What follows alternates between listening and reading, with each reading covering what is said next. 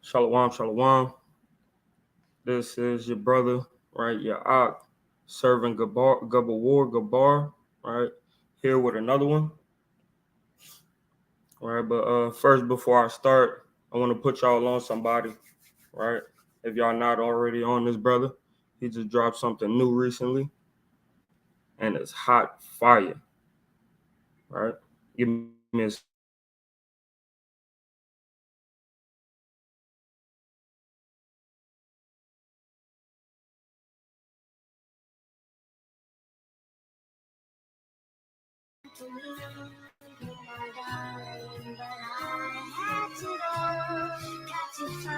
Philly First 48, let's get it. Let's get it.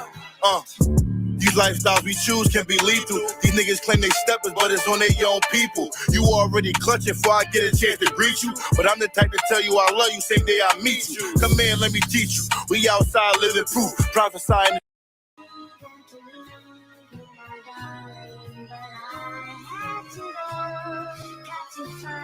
Philly First 48, let's get it. Let's get it.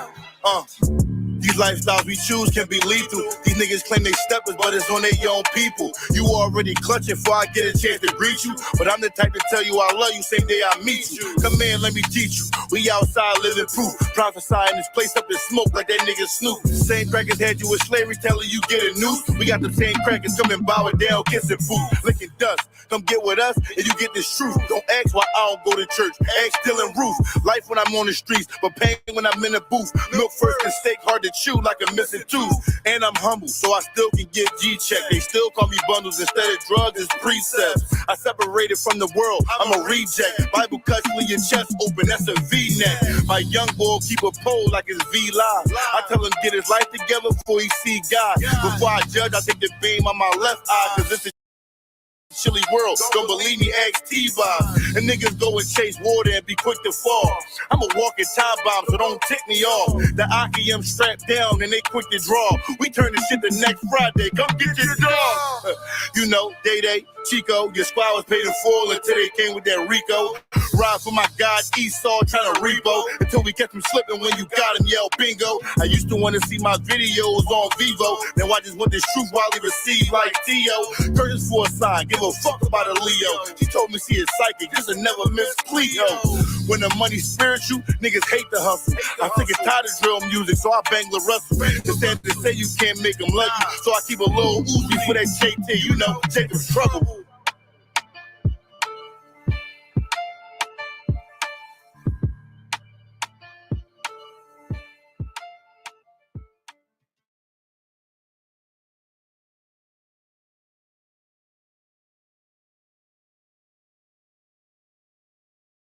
I said, man, y'all go check that brother out, man. That's Young Bundles. You feel what I'm saying? Snapping on him. So today, you know what I mean, we're gonna go in on a touchy topic in Israel, right? Let me share something right quick. Something that a lot of people really don't like to talk about, you know, inside and out of Israel, or inside and out the faith of Israel, right?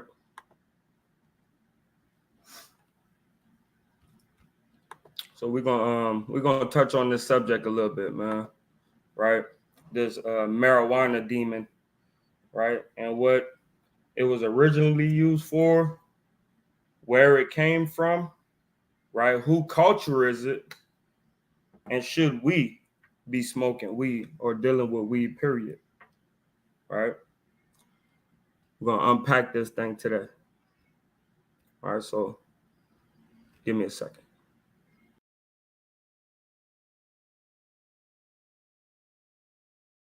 In Greek, marijuana in Mexican, ganja in Hindi, or bhanga in Sanskrit, is known to many cultures around the world.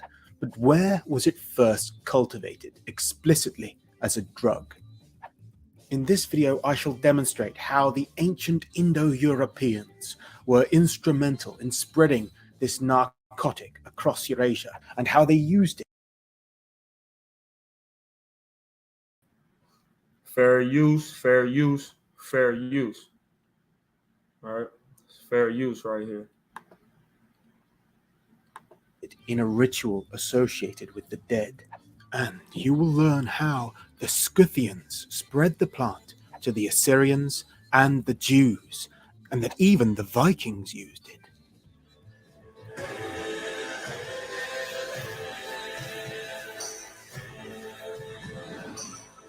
Please be aware that cannabis use is linked to impaired attention and memory, and increased risk of psychotic disorders such as schizophrenia. Just because it was used historically in ritual contexts, that doesn't mean I'm endorsing its recreational use today. Cannabis is actually one of the first ever domesticated plants. The tough fibers of the hemp plant make strong fabrics, so the plant has often been spread not so it can be smoked, but so it can be worked into rope and other strong fabrics, which makes identifying the origins of its use specifically as a drug harder to pin down. Wild cannabis grows across many of the cooler mountain foothills from the Caucasus to western China, so we ought reasonably to presume the earliest use as a drug took place somewhere within or close to its native habitat. From the late Stone Age through the Bronze Age and up into the Iron Age, this region, known as the steppe, was inhabited by various Indo-European peoples, many of whom are known to have used cannabis in their rituals. I was attracted to the Chicago school because of its dedication really to community service, with the focus. 21. Genetic evidence of the original domestication of the cannabis.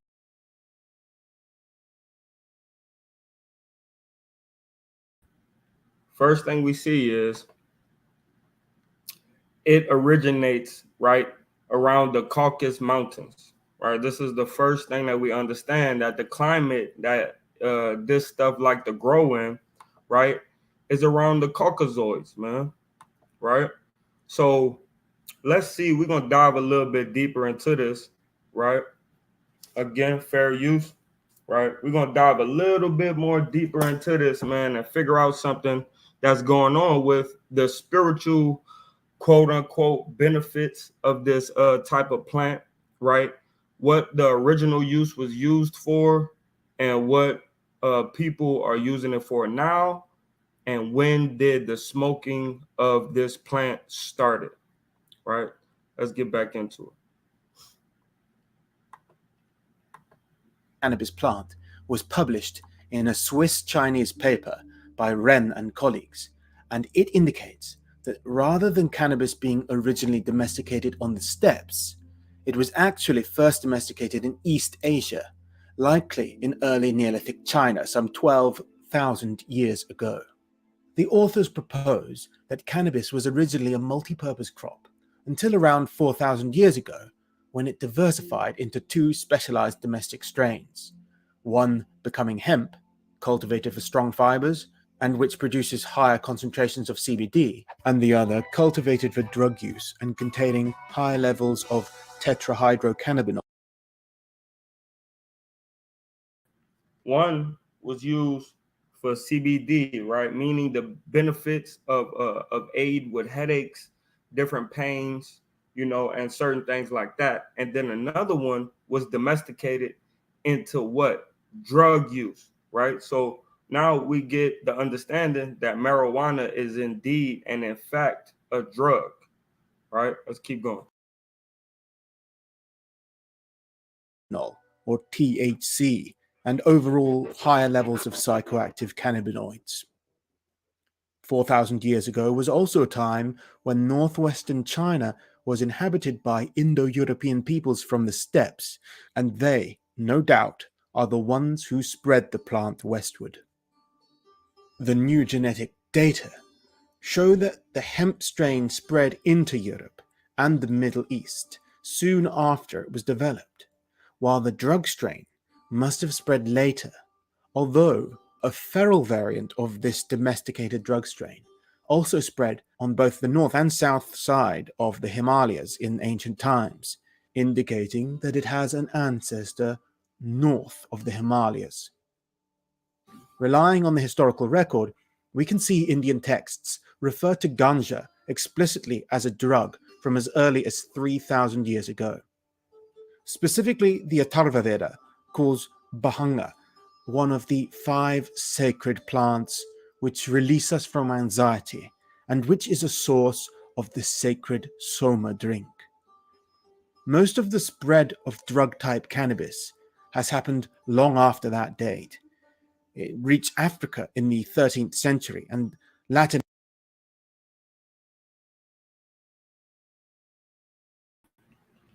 And now we also see that the Hindus use this drug, quote unquote, or this plant called marijuana, ganja. Certain places they call it banga, right? They use this plant for rituals, right? See, nowadays we believe that we're not using it as a ritual when we just smoking it, but we're listening to certain music and certain upbeat rhythms and low tone rhythms, and we're not noticing that we're actually using this plant as a ritualistic drug, right? So I'm gonna get a precept real quick, because this is the thing about Babylon, right? They made this thing normal. Look, this was the custom of other people. It wasn't the custom of the Israelites, right? Till later on, it got introduced to us, right? But this is not our thing, man. This is for the Caucasians, the Hindus, and people of Asia, right? So let me get you this precept right quick.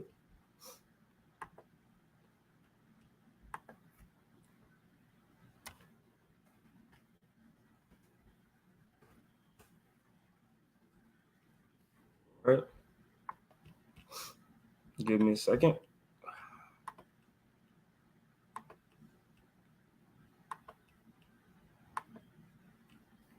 All right. So this is the book of Jeremiah, right? Chapter 50, 51, and verse 7.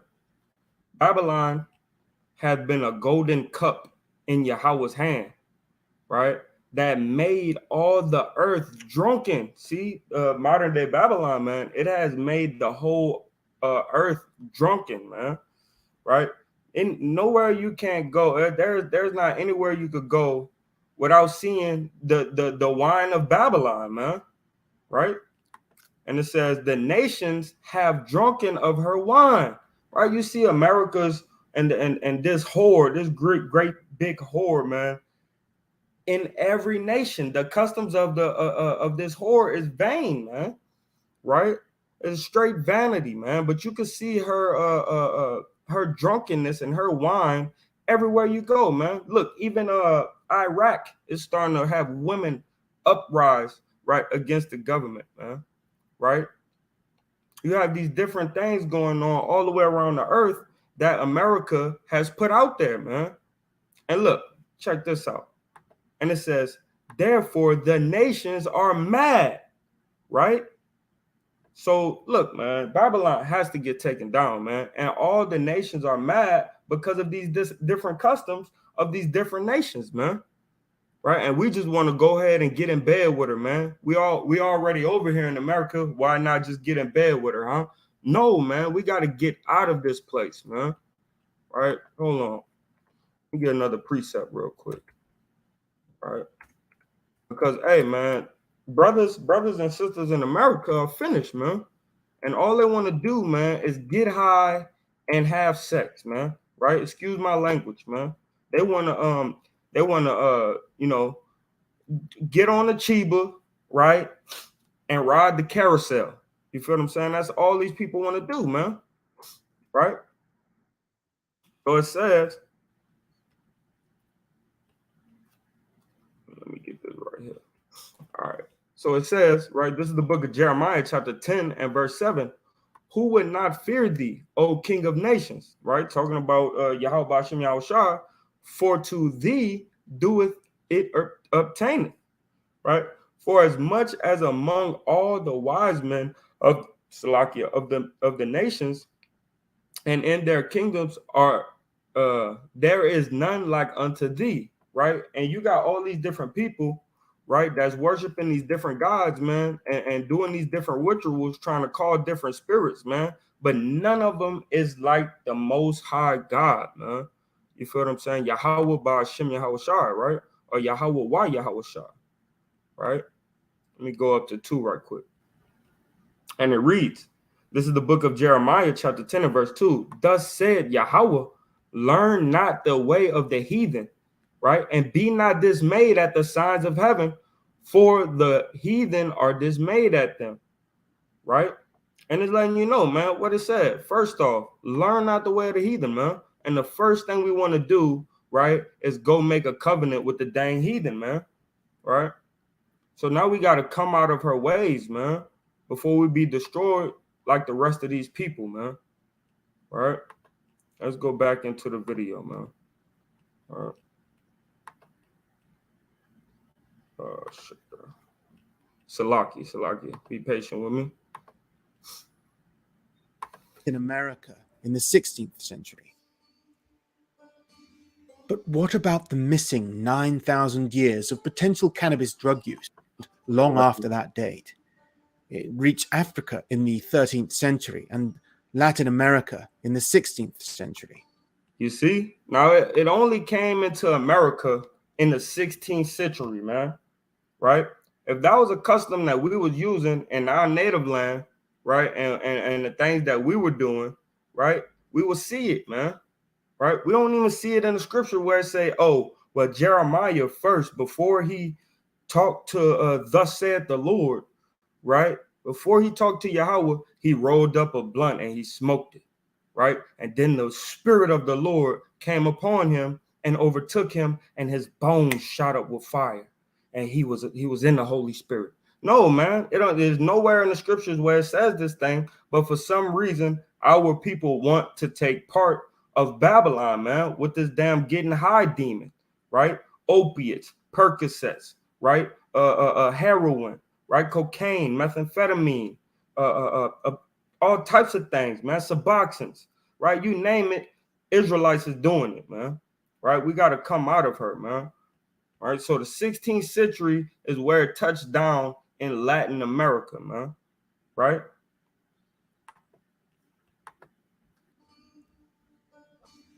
But what about the missing 9,000 years of potential cannabis drug use between the original domestication in East Asia and the Indian texts describing drug use?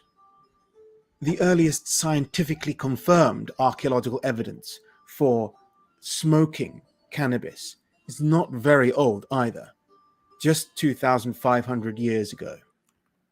So right now, what year are we in? Right? We're in 2023, man. So only 400 years before Christ was came on the scene, right? That's when they started using this in a smoke form, man. And watch how they said they started using it, right? Chemical analysis of burned cannabis remains from the Jirzhankal cemetery just west of the Tarim Basin in Xinjiang, China, suggests high levels of THC, the most psychoactive chemical in cannabis. The evidence was found in the form of 10 wooden braziers in which cannabis was burned, likely to be inhaled communally in a tent using a technique modern cannabis users call hot boxing. The typical smoking pipe is actually a Native American tradition which did not reach the Old World until the European colonial era. On themselves, man, right? Hey, man, they shouldn't have put this information out there, man. Fair use, man, right? This ain't nothing but a heathen custom, man, right? Now we call it hot boxing.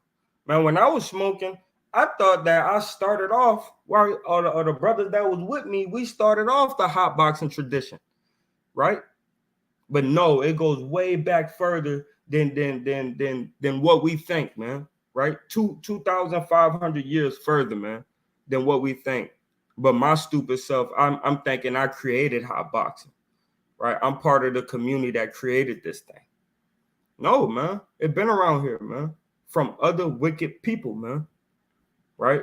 Namely, the Caucasoids, right?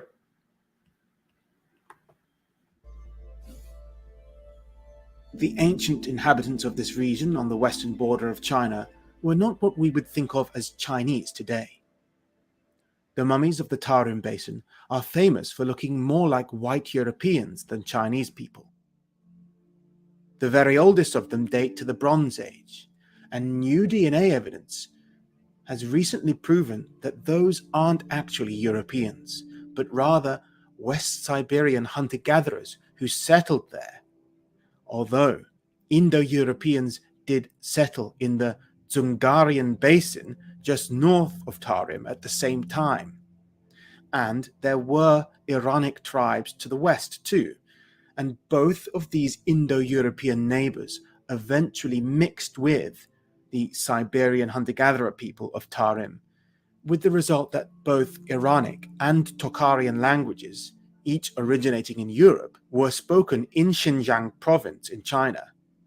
And some of the later mummies and skeletons from the region have European ancestry, which explains why they look like Europeans. One archaeological site of the region is at Subeshi, on the north side of the Tarim Basin, consisting of a vast series of cemeteries at Yanghai, which date to around 900 BC.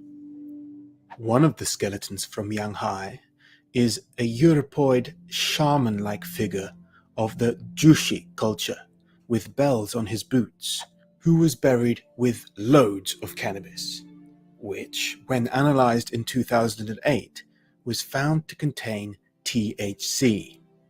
China Central Television made a documentary about the finds in 2016. Due to unique climatic conditions, many dried corpses of ancient humans were unearthed from the Yanghai tombs. There is one corpse of a middle-aged male, which is particularly eye-catching. This middle-aged man is certified to have lived 3,000 years ago.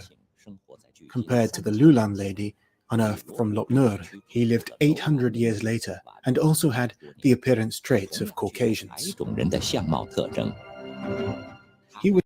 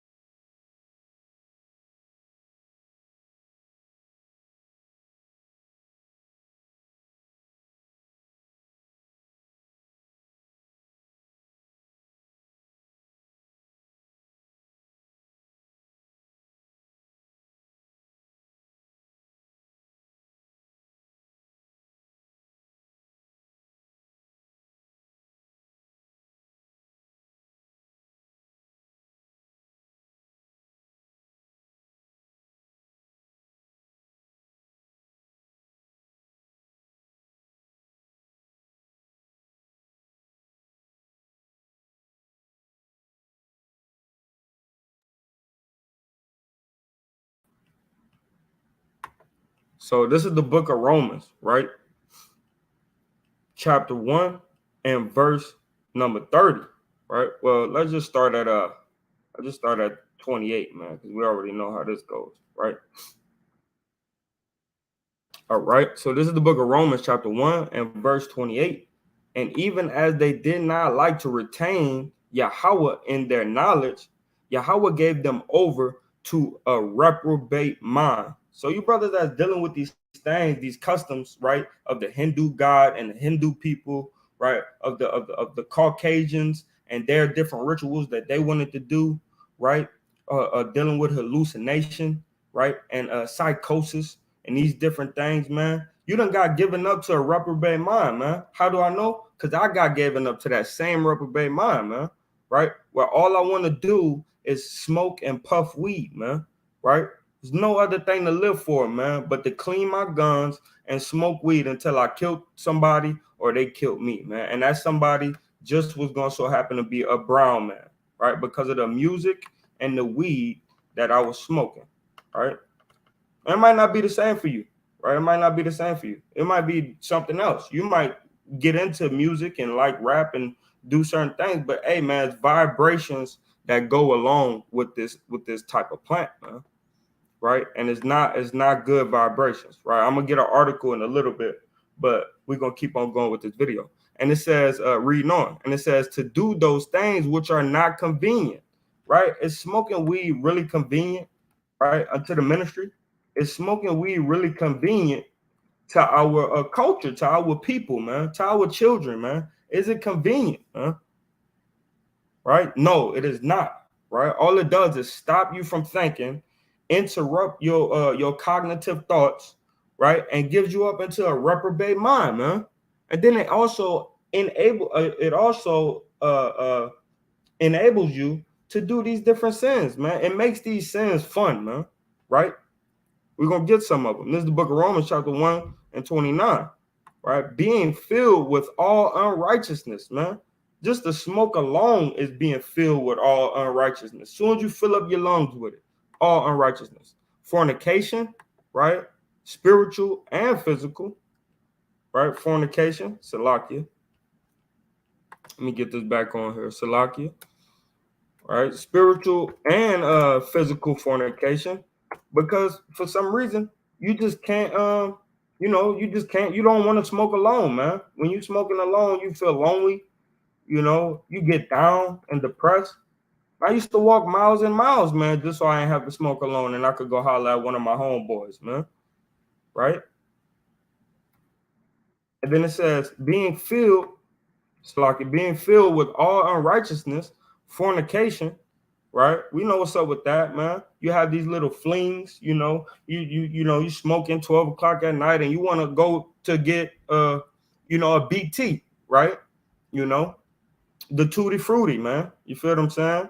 Stuck on Rudy. You feel me? So you want to go do these little fun, have these excursions, man, with these people that got the umbrellas on their eyelids, man. You want to go do these excursions, man, right? And then it says wickedness, right? You give yourself over to wickedness, man, when you're smoking this plant, man. Covetousness, man. You start wanting what these rappers have, man. You start wanting what these harlots have, man. Right? The big old voluptuous. You feel what I'm saying? The lashes, right? The blonde and pink and purple color hair, man.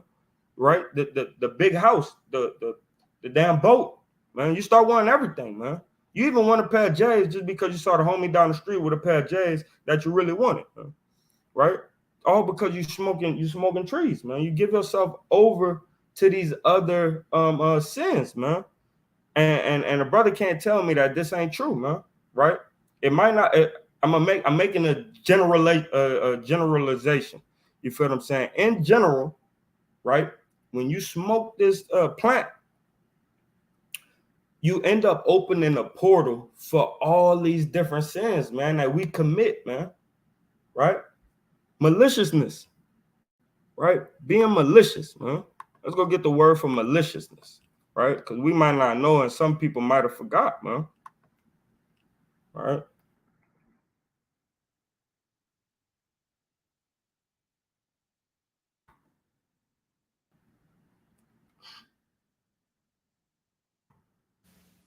Strong's G 2549.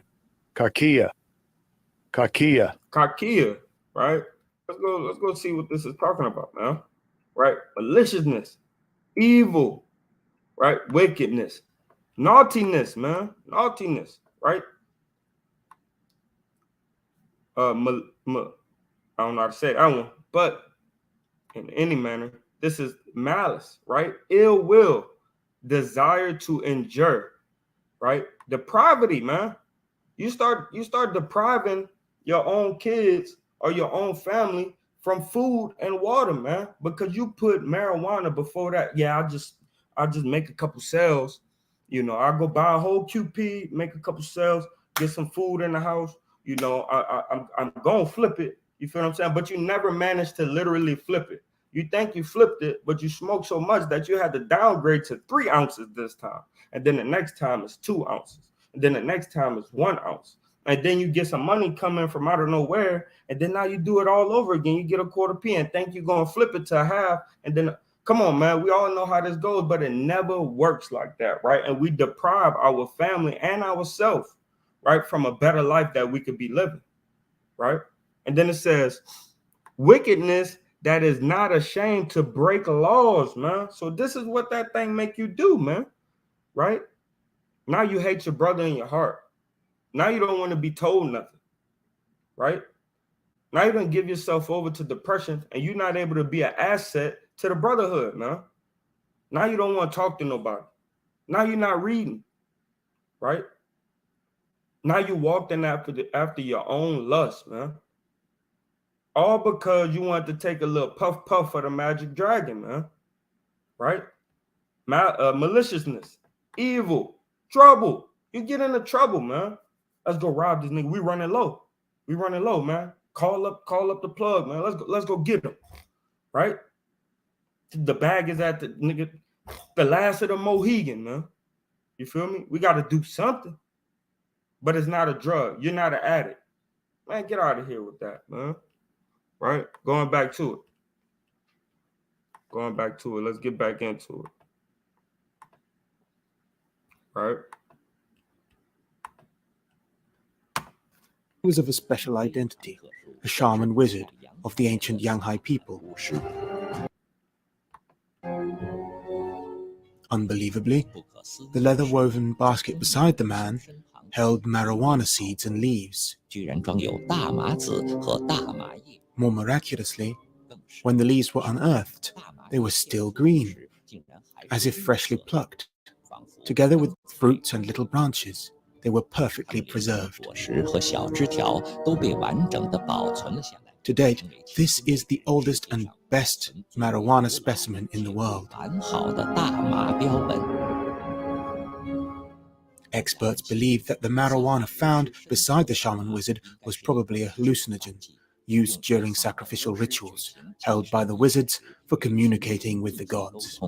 It seems clear.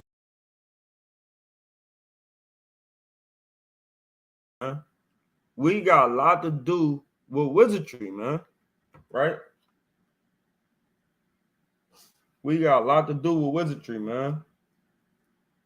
And the Lord says, suffer not a witch to live, man. All right? And we're going to get that. We're going to get that, man. All right? Because for some reason, we think this is okay. And it is not okay. Right? It is not okay, man. Tell me what good has come out of you smoking weed, man. Right? Absolutely nothing, man. Right? And I've been that person, man. That's what I'm saying. Absolutely nothing has come good out of smoking weed. But learning that it was bad for me. That it messed up my way of thinking. That I had to get my GED at 22 years old instead of graduating high school because of it. Right? That it put me on a major setback, right? That I gotta come up from, man. Right? That's what we had done to me, man. Set me back. Right? Let's go get it.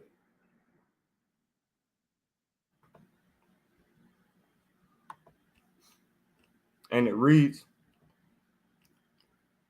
right? This is the book of Exodus, chapter 22 and verse number 18. Right? Thou shalt not suffer a witch to live. Right? That means, hey, man, guess what? Just like this person, whosoever lied with a beast and shall surely be put to death. Man, hey, man, a witch, right, or a necromancer, or anybody that want to go deal with familiar spirits, right, tarot card readers, people that claim to have visions, right, from smoking weed and lighting sage, man, right, they should be put to death, man, according to Torah. Right, but no, they just living and walking around, man, smoking weed and thinking they the bee's knees, man. And really, you're just a witch and a warlock, man. Right? That's all you're doing is committing sorcery, man. right? Watch, y'all gonna see these different chemicals and mixtures that these people use, man, especially the Caucasoids, man. But even the Japhites, man, got bewitched into this type of thing, man. Right? Even the Japhites, man, right, got jammed up by dirty old Esau, man. Right? Let's get back into it. Let's get back into it, man.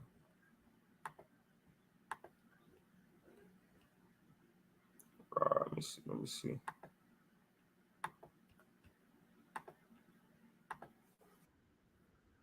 Was used for smoking, not just hemp rope, and the aforementioned 石和小枝条都被完整地保存了下来。 To date, this is the oldest and best marijuana specimen in the world. 完好的大麻标本。 Experts believe that the marijuana found beside the shaman wizard was probably a hallucinogen used during sacrificial rituals held by the wizards for communicating with the gods. It seems clear this cannabis was used for smoking, not just hemp rope, and the aforementioned braziers, dated to 400 years later and from the west side of the Tarim Basin in the Pamir Mountains about 1,000 miles away, support this conclusion.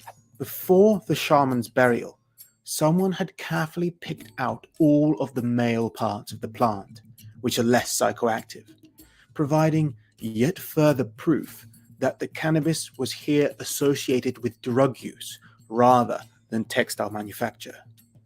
And this is not the only Jushi burial containing cannabis.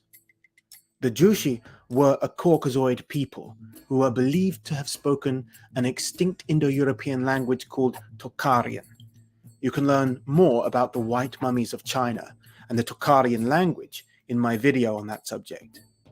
The Jushi also had connections to the Scythian kingdoms of the steppe. The Iranic peoples of Tarim were descended from the Proto-Indo-Iranic Andronova culture of Central Asia, dating from about 2000 BC to 900 BC, which also gave rise to all the Indo-Iranic or Aryan languages associated with India and Iran. The early Iranic-speaking peoples of the steppe were known as Scythians to the Greeks, and according to one Greek source, they also smoked cannabis. The Scythians were an Iron Age people who continued the equestrian steppe culture of their Bronze Age Andronovo ancestors. In the 5th century BC, Herodotus wrote of a Scythian funerary ritual in which heated stones were placed in bronze vessels along with cannabis, and the smoke would fill up their tents so that all the occupants would inhale the intoxicating fumes. The account is supported by the discovery of cannabis seeds in Scythian archaeological contexts. It is likely the seeds described by Herodotus were seeded buds, and that the charred seeds found by archaeologists in the Pazyryk burials are what was left over from the burnt buds.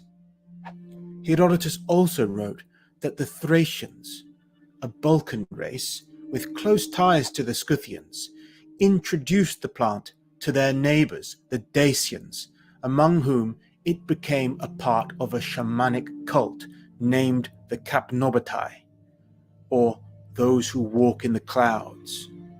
The shamans of this cult used cannabis smoke to induce divine visions.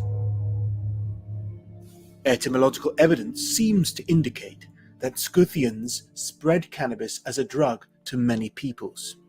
Our English words hemp and cannabis both likely come ultimately from Scythians. Hemp comes from an Anglo-Saxon word, hanep, meaning cannabis, which comes from the reconstructed Proto-Germanic word hanapis, which must have been borrowed by Germanic tribes from neighboring Scythians more than 2,000 years ago.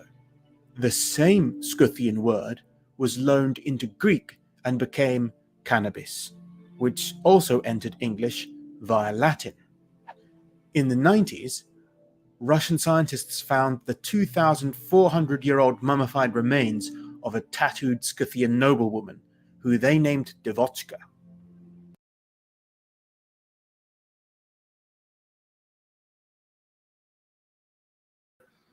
Hey man, another thing of sorcery and witchcraft, man. Right? This lady, man, was on some whole other, right, ritualistic stuff, man. All right, we're gonna get it. All right, let's get to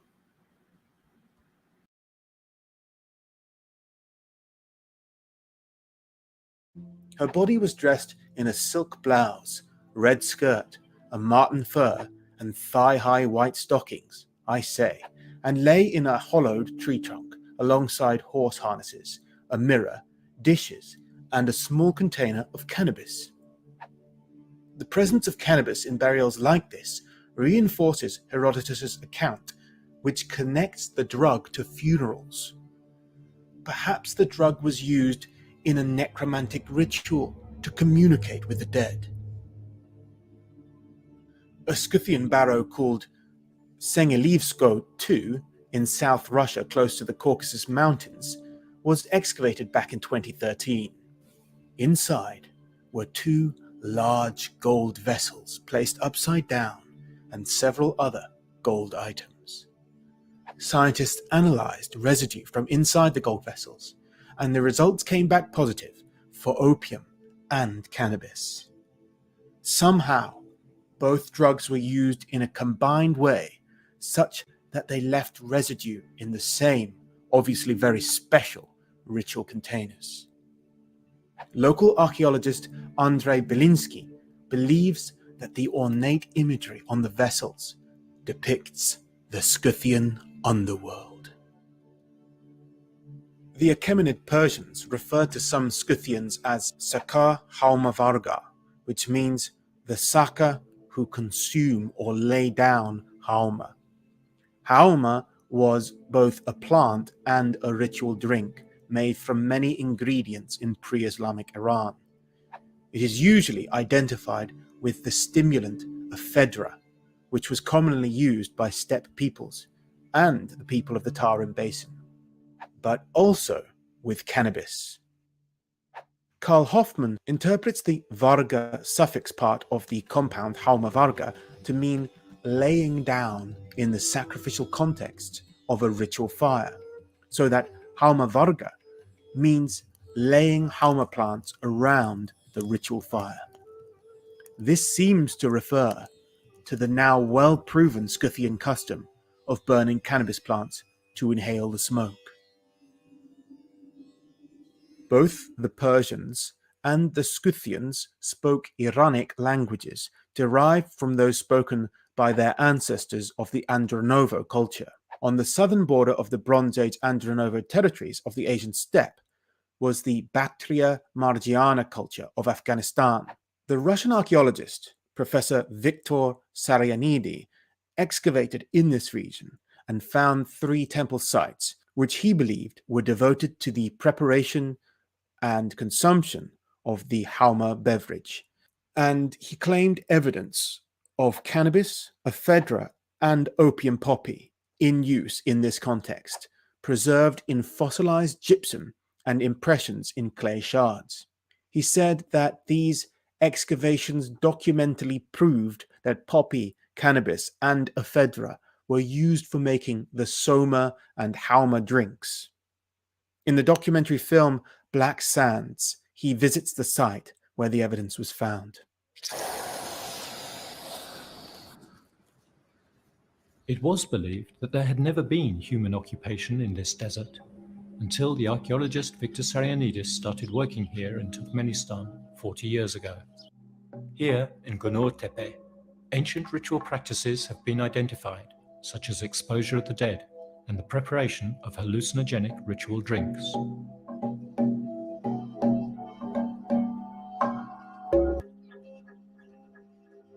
Who were these people living here 4,500 years ago?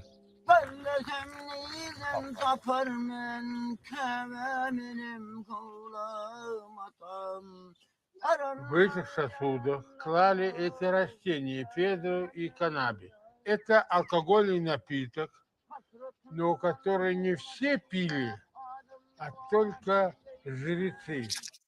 The pre-Islamic religion of Iran is called Zoroastrianism. Besides using the halma drink, Zoroastrians had other ritual substances to help invoke divine or shamanic visions. One of these was called mang or bang, which referred to several plants, including cannabis, but which now refers only to cannabis in modern Iran. In a medieval Zoroastrian story contained in the book of Arda Viraf, the pious hero Viraf is chosen to undertake a journey to the next world in order to prove the truth of Zoroastrian beliefs. In order to get there, he drinks a mixture of wine, mung, and hauma, causing his body to sleep for 7 days and nights, while his soul travels to the other world. The journey depicted in the story likely reflects a wider necromantic ritual use of cannabis as a means to journey to the next world.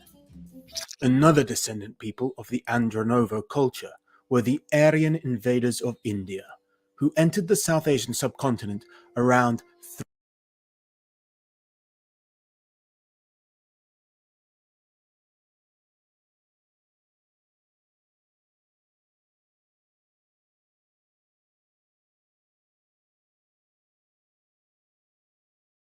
in order to prove the truth of Zoroastrian beliefs. Алкогольный напиток, но который не все пили, а только жрецы. The pre-Islamic religion of Iran is called Zoroastrianism. Besides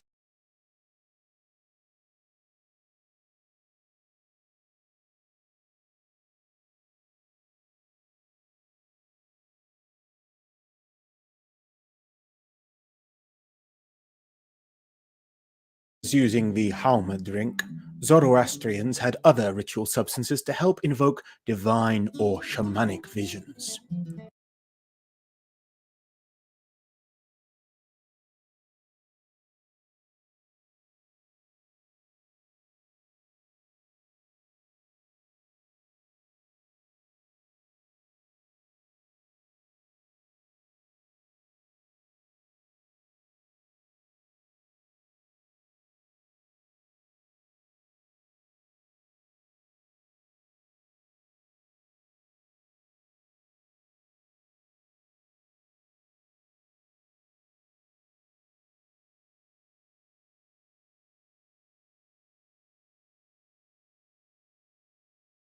One of these was called mang or bang, which referred to several plants, including cannabis, but which now refers only to cannabis in modern Iran. In a medieval Zoroastrian story contained in the book of Arda Viraf, the pious hero Viraf is chosen to undertake a journey to the next world in order to prove the truth of Zoroastrian beliefs. In order to get there, he drinks a mixture of wine, mung, and hauma, causing his body to sleep for 7 days and nights, while his soul travels to the other world. The journey depicted in the story likely reflects a wider necromantic ritual use of cannabis as a means to journey to the next world.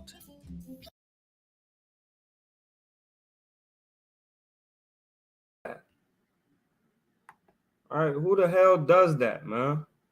I mean, just pure evil, right? Why are we using something that has something to do with all of this, man? Right? It never was intended on that, man. But for some reason, right, the Caucasoids, man, these Caucasians done came up with a way, man, to get everybody drunk off the wine of Babylon, man. Right? So you Negroes, Latinos, Hispanics, and Native Americans, man, or Native Indigenous Indians, man, right? That's on the 12 tribes and the Israelites that scattered abroad, man. Y'all need to leave this thing alone, man. right? Shalom, up. Shalom. Khan, man, you been kind of seeing what's going on with this video, man. Yeah, I jumped in like maybe 10 minutes ago, watching through it.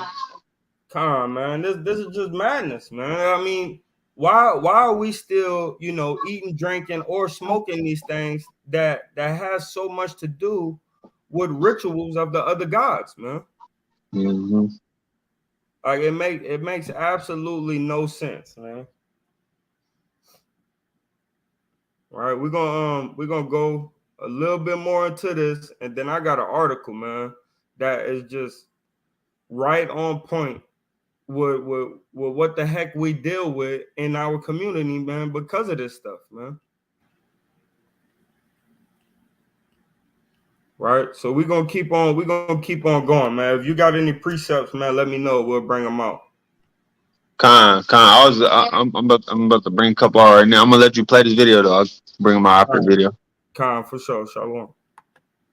Another descendant people of the Andronovo culture were the Aryan invaders of India, who entered the South Asian subcontinent around 3,500 years ago.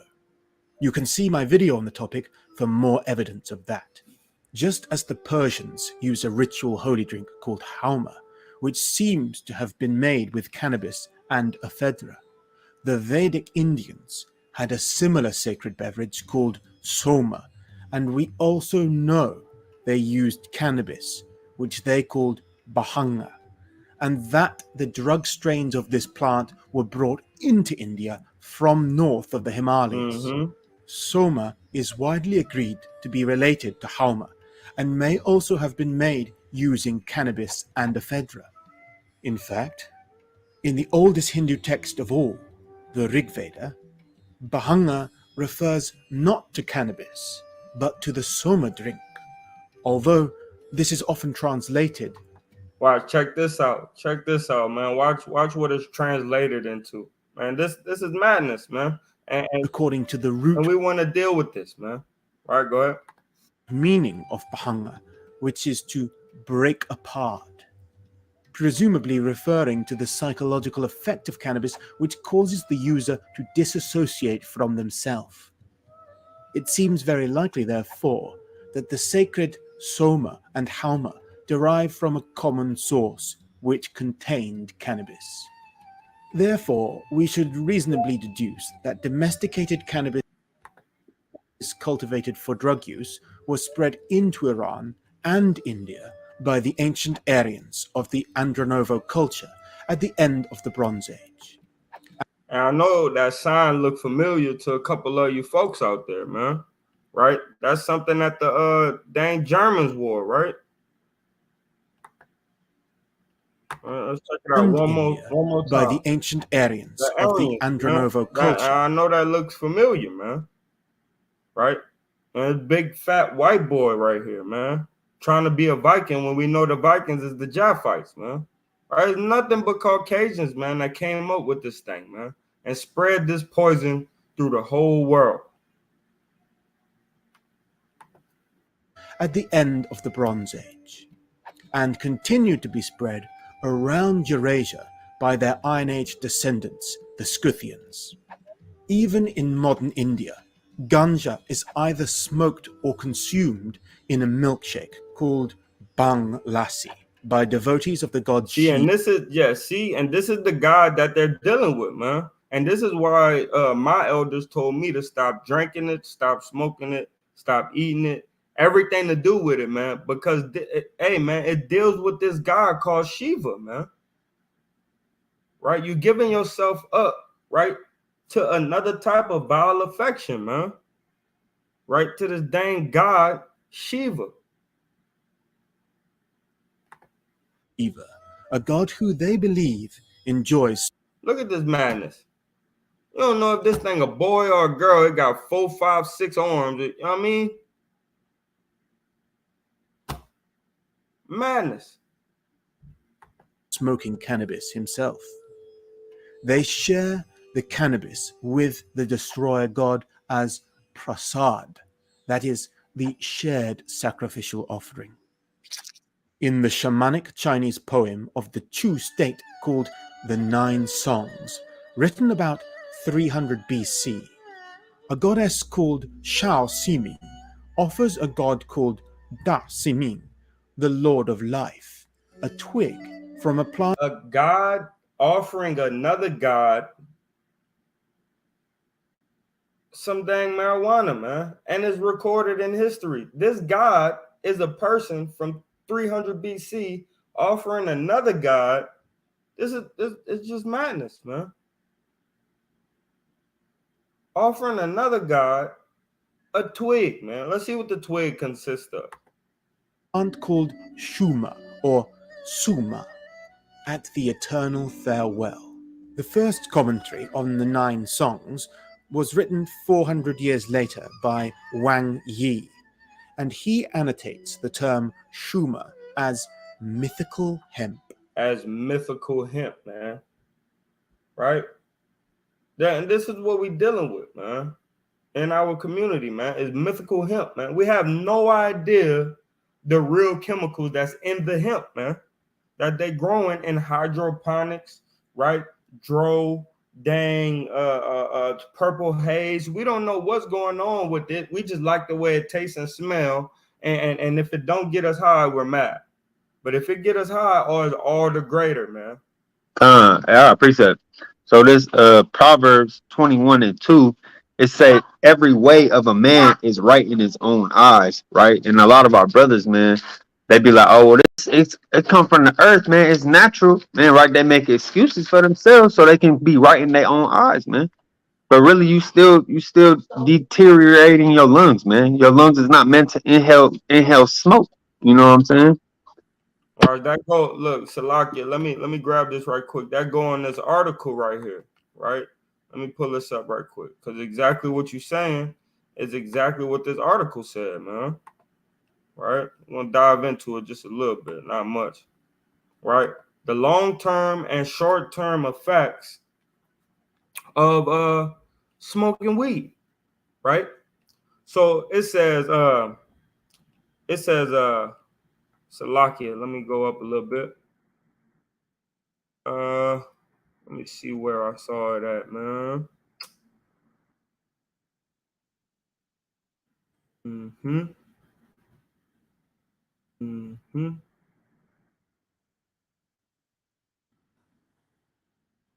What that thing was, man. It said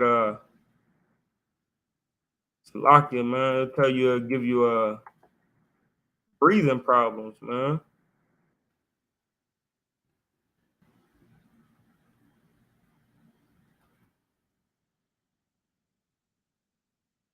Well, there we go. See, just like how you were saying, look, other parts of the body are also affected by long-term effects of weed.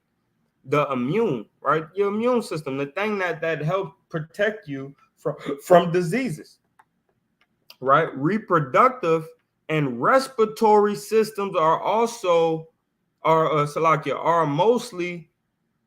likely to show long-term marijuana use effects. Long-term effects of weed include, right, coughing, wheezing, right, Belgian production, or whatever this is. It says increased risk of cancer. I thought it was supposed to save you from cancer.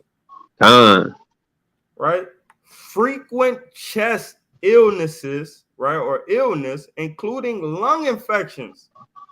But weed is supposed to help you if you have lung cancer. Impaired immune system, right?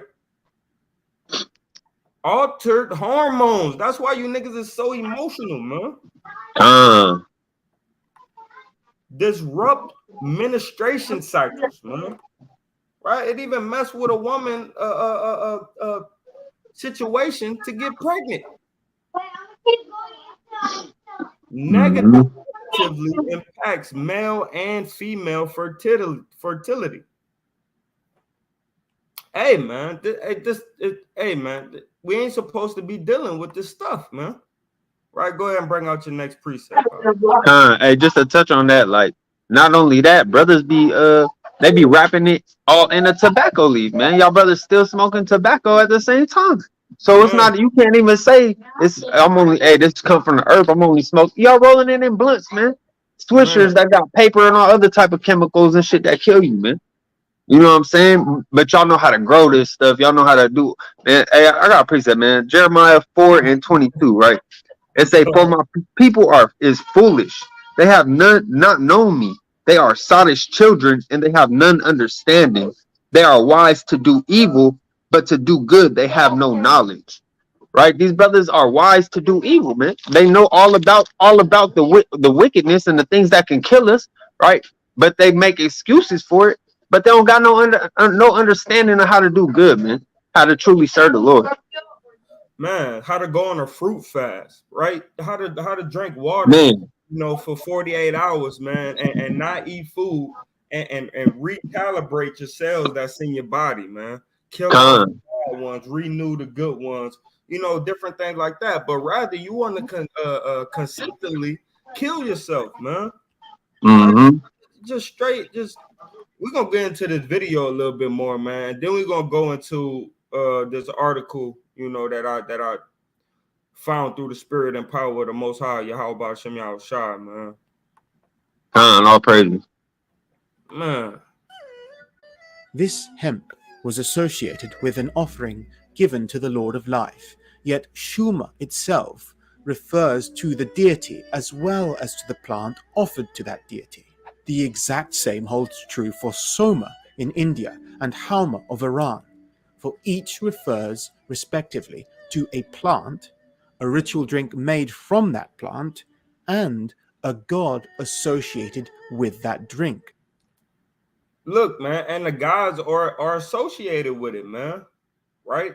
This is not something. It's not naturally grown from the earth anymore, man. You brothers are not going to the Caucasus Mountains and going find a weed plant and break down the green, make sure it have seeds in it, right?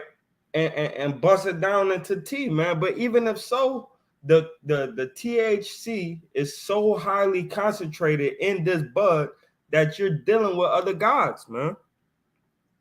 This stuff is used for baskets, for weaving baskets and different things to carry different stuff with, like fruits and veggies and stuff like that, man. This is not meant for human consumption in these type of ways, man. And smoking, drinking, and eating these things, man. Especially with these high level of THCs, man. It's dealing with different gods, bro, as you can see. Some have argued that Chinese Shuma was a word borrowed from Aryans of the Tarim Basin in western China, Which is Caucasians. who made a drink from ephedra and cannabis from which both Hauma and Soma are derived. But there is a problem with that theory. Shuma is a compound word comprised of shu, meaning sparse or distant, and ma, which means hemp. Thus together they mean distant hemp, which is rendered as mystical hemp in accepted translations. Cannabis, as already demonstrated by genetic evidence, is native to China and was first domesticated there, and ma is used in inscriptions over 3,000 years old, so there is no need to propose that Shuma is a loanword from Proto-Indo-Iranic at all. Ma is used to refer to other plants too. For example, ephedra was called ma huan, meaning yellow hemp, and during the Han Dynasty, the Chinese called sesame seeds and their oil hu ma, meaning hemp of the foreigners, while calling their own hemp Han ma, meaning hemp of the Han race. And they also called their own hemp Huo ma, which means fire hemp, and that implies that they burned it, perhaps for ritual drug use. Huo ma sounds a lot like Hao ma, and back in 1982, Manda Hassan proposed that the Iranic word Hao ma derives from the Chinese Huo ma or Hu ma, which, he argued, was transported by Aryan ascetics into the Bactria-Margiana region of Afghanistan as Hauma, while among the Aryans who took it to India, it became... And now we have something called, we get spurses of this Afghani weed in Louisiana, man, right? And it's some of the most potentest thing you'll get, out there, man. And this is how it ended up getting to Afghan, man. It's by these Iranians, man. However you say these people name, right? Just Hey, Salaki, I don't know if you already spoke on this or not, but I'm on science.org, right? And it says this suggests cannabis was smoked as part of ritual or religious activities in Western China by at least 2,500 years ago, and that the high levels of psychoactive compounds. Right, so that go back into basically, man, you following after the culture and tradition of a whole nother people, man. That don't even come from us. You know what I'm saying?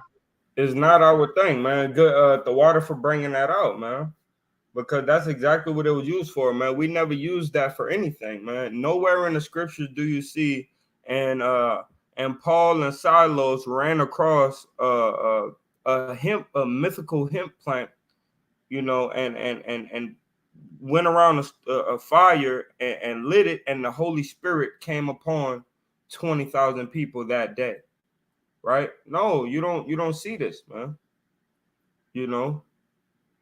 But you see these different things in these other cultures of these other people, man, right? The Ishmaelites, right? The damn Elamites and the damn Edomites, man. This is their thing. Hey, Salakia, my daughter want to say shalom.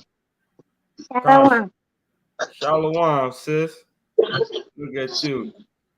Yeah. But yeah, I go into Jeremiah 10 and 2, man. Thus saith the Lord, learn not the way of the heathen, man. And that's all our people love to do is follow after these other nations and they cultures, man. Exactly. I brought that out already too. And I was and that's why I'm trying to explain that this is not our culture, this is not our custom, man. And like in the title it says, where did it come from, man? It came from the Caucasus Mountains, man, outside of the Caucasus Mountains, man. And the Caucasians brought it into Asia, man, right? And then the Asians started dealing with it along with the Caucasians, man. And then up in 1600, man, the 1600, it came into Latin America, man, right? That's a whopping like 3,000 something years later that it came to America, man. And then we only was here since 1692, man. I mean 1619. Us as black folks and you as a Issachar, right, man? Since 1419, man. Like I just don't understand, man, why these people still dealing with this when we know that it's not our custom, man.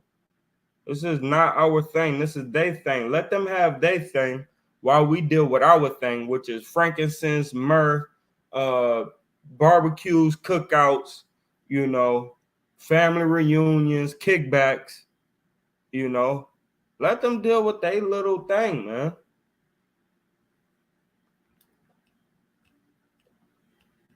Hey, I got one more precept real quick. This you already brought out Leviticus 18? Nah, bring it out, huh? There's Leviticus 18 and 3, right? Let me go get it right quick. Yeah, con. Let me pull it up on the screen.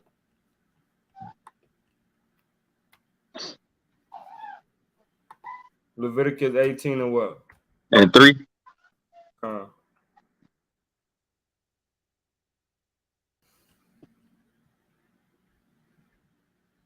Con, go ahead. This is Leviticus 18 and 3. It say, after the doings of the land of Egypt, wherein ye dwelt, shall ye not do.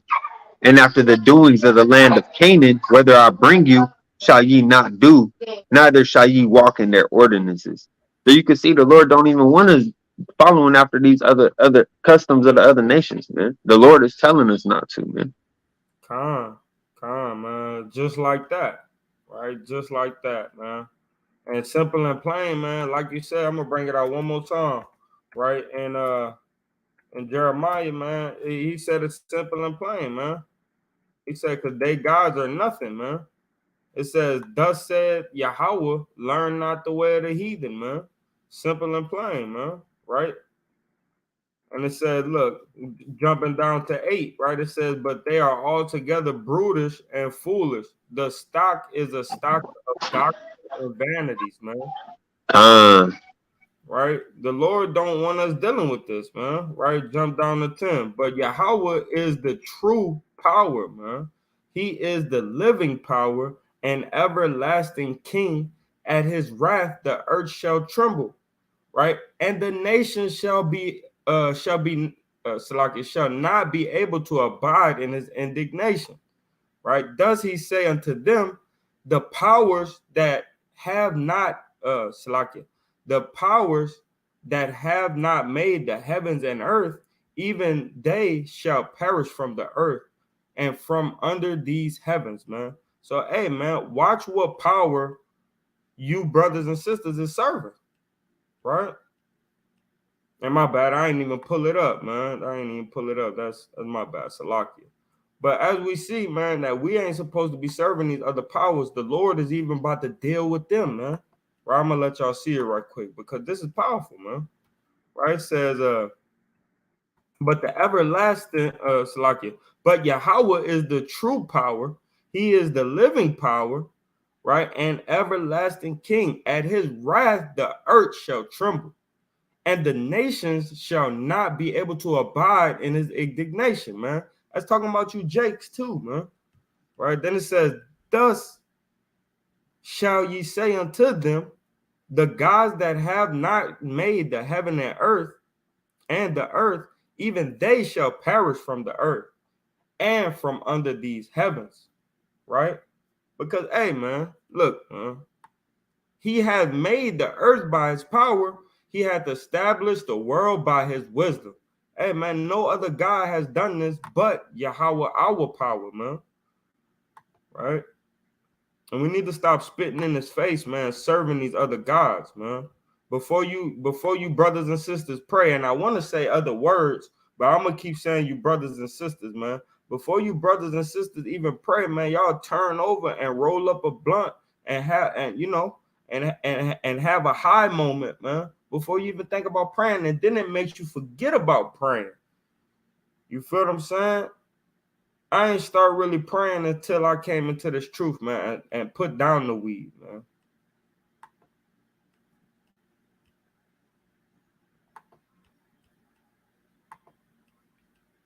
Let's get back into it. Soma in Sanskrit, since it is known that H mutates into S in the early Indic language. Manda Hassan devised this theory long before the genetic evidence of Iranic people in Western China was proven, or archaeological evidence of cannabis smokers in Jirzhankal cemetery was discovered, and cannabis was identified in the Jushi shaman graves. This was also before genetics had confirmed the relationship between... And this right here, I don't know if you was here for this, man, but this right here is a witch. All right, this is a witch that got buried with her stuff, you know, and she had a crap ton of green, and it was preserved with fruit because fruit was on top of it or something like that. But she was using weed for rituals, man. All that will go into that word pharmakia, man. That's all witchcraft, man. Oh man, witchcraft and sorcery, bro. Is nothing that we need to be dealing with, bro. Brothers and sisters need to repent and come out of her, my people, man. Right? Get out of the ways of Babylon, man. Because if you stay drunk off her wine, man, the Lord gonna do you just as bad as he do one of these nations, man.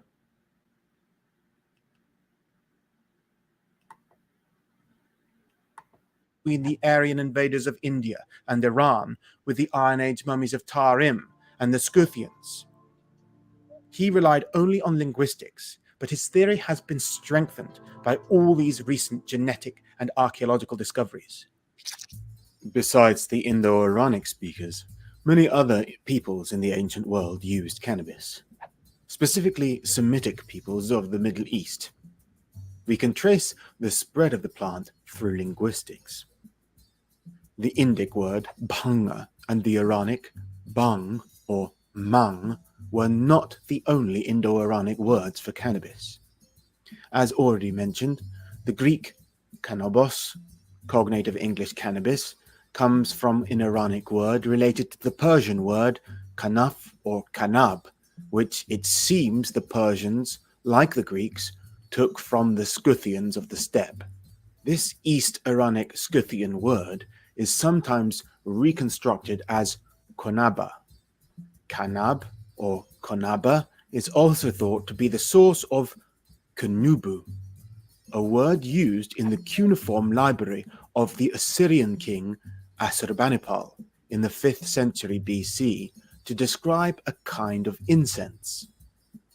In a letter dated to 680 BC, sent to Assurbanipal's grandmother from a high priest who answers her question about which ingredients are used in the sacred rites, he replies, "The main items for the rites are fine oil, water, honey, odorous plants, and kunubu."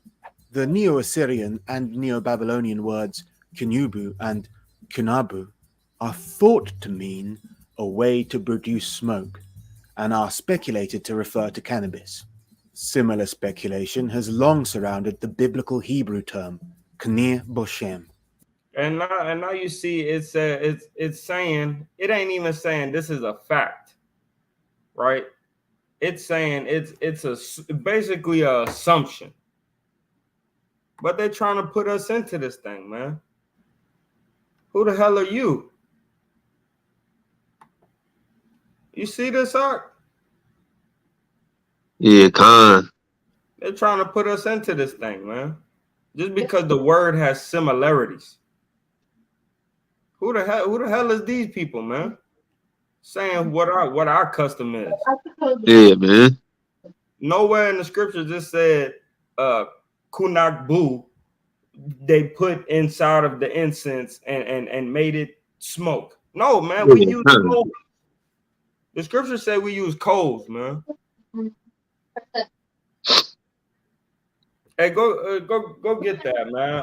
Coals of let me see, coals of incense and incense, man.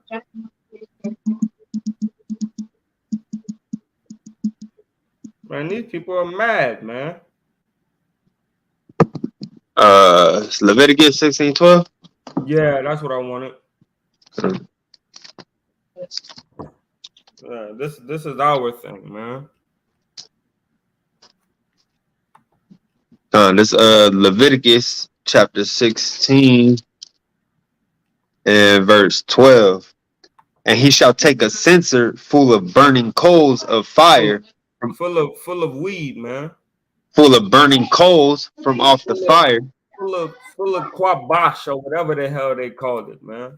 Full of burning coals from off the fire. Man, where in the hell did it say weed at, man? Right, and then he talk about the beating the certain things small and stuff like that. But read what this thing say. Keep reading out. And he shall take a censer full of burning coals of fire from off the altar before the Lord, and his hands full of sweet incense beaten small, and bring it within the veil. Where the hell does it say weed at, man? What does it say this damn word that he's talking about? Go ahead and that's probably why them niggas got killed, man, up in Leviticus. Let me get that right quick. That's probably why these dumbass niggas got killed, man. Because they want to put some damn weed in it, man. You understand, man? Let's go see what happens. Oh, Aaron's sons? Man, let's go see what happens to these niggas, man. Read that out. Which one? Leviticus 10? Yeah, you don't see it? Well, my screen, I got you on the phone, so my screen's small. I gotta do it on from my actual sword. It says 10:1. Leviticus 10:1, and Nadab and Abihu, the sons of Aaron, took either of them his censer and put fire therein, and put incense thereon, and offered strange fire before the Lord, And which he also what? commanded them not. Strange fire before the Lord, Con. Go ahead. which he commanded them not. Uh-huh. And there went out a fire from the Lord and devoured them, and they died before the Lord. Hey man, the Lord probably kill these niggas because they put that incense in there, man. Come. That damn weed in there, man. You know what I mean? Who knows? But I guarantee you it wasn't a fun thing because guess what? They got put to death for it, man. Come. I got preset. Yeah, Con, go All ahead, right. go ahead. Bro. This Deuteronomy 4 and verse 2. You shall not add unto the word which I command you, neither shall ye diminish aught from it, that you may keep the commandments of the Lord your God, which I command you. Right? So when brothers be like, oh, well, it don't say nothing, it don't say we can't do it. It don't tell you to do it either, man. Bring it out. You add into the word now. You know what I'm saying? Con, it don't say you can't do it, but it don't tell you to do it either, man. That's right, man. Bring that shit out, Salakia for my life, man. Bring that out, man. Yeah, con. Cause and that's the main thing that we go back and forth with brothers about, man, is that okay, it don't say it in there, you know, and it says weed and seeds, and there's only another way. I mean, it says plant that bears seeds, and smoking it is another way of consuming. Look it up. It's Google. Look at the consumption of it. Bro, get out of your own brain, bro, and stop trying to devise your own ways, man.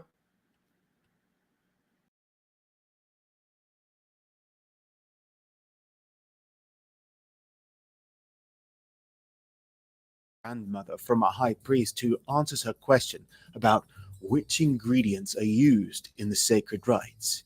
He replies, the main items for the rites are fine oil, water, honey, odorous plants, and kunubu. The Neo-Assyrian and Neo-Babylonian words kunubu and kunai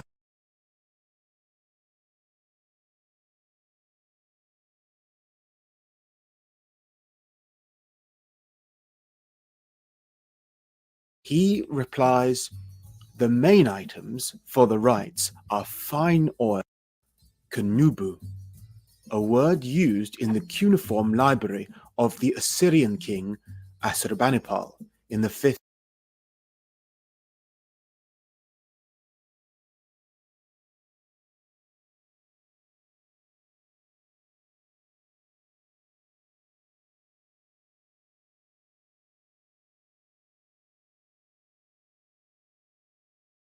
Century BC to describe a kind of incense. In a letter dated to 680 BC, sent to Assurbanipal's grandmother from a high priest who answers her question about which ingredients are used in the sacred rites, he replies, the main items for the rites are fine oil, water, honey, odorous plants, and kunubu. The Neo-Assyrian and Neo-Babylonian words kunubu and kunabu are thought to mean a way to produce smoke and are speculated to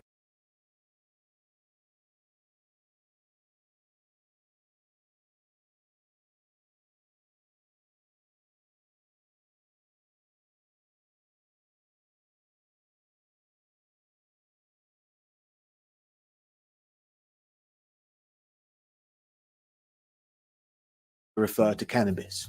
Similar speculation has long surrounded the biblical Hebrew term knir boshem, literally aromatic reed, which linguists variously identify as cannabis, lemongrass, or sweet cane.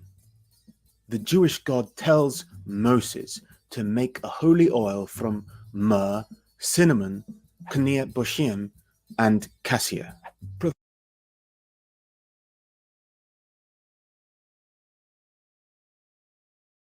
Yeah. All right, let's go dig, man.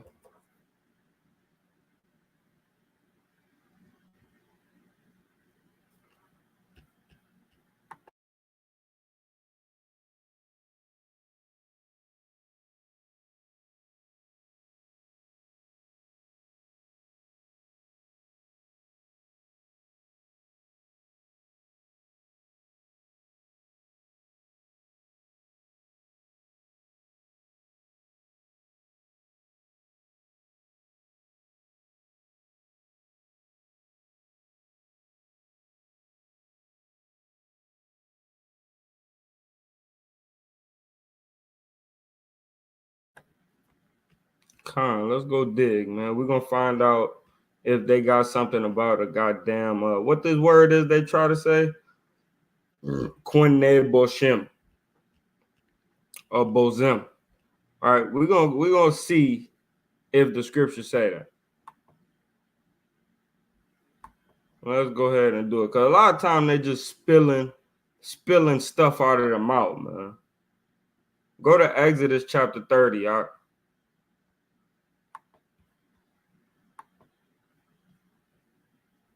See what the hell this is talking about. I got it. See what word says that.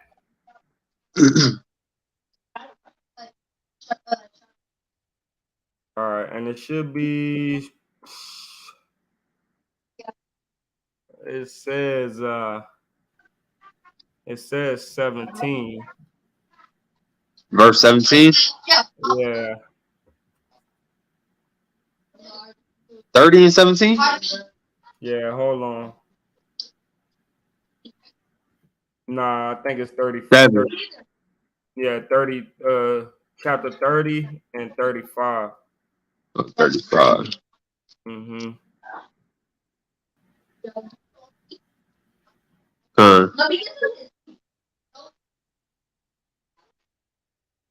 Here we go. It starts at 34. Okay, So what they're trying to talk about is the you still see me on there? You see us on there? Yeah, I see us, and I see, but you got Jeremiah 10 still pulled up, Con. or Leviticus 10, Salaki. Salaki. You see it now? Yeah, All praise to the Most High. Something else, some other screen popped up. But here we go, man. Right? Let's go into this thing, man. All right. Because these suckers are saying some stuff that I don't believe is there. They're gonna have to prove me wrong. And we're gonna go into it. Right? Go ahead. This Exodus chapter 30, verse 34. And Yahweh said unto Moses, take unto these sweet spices.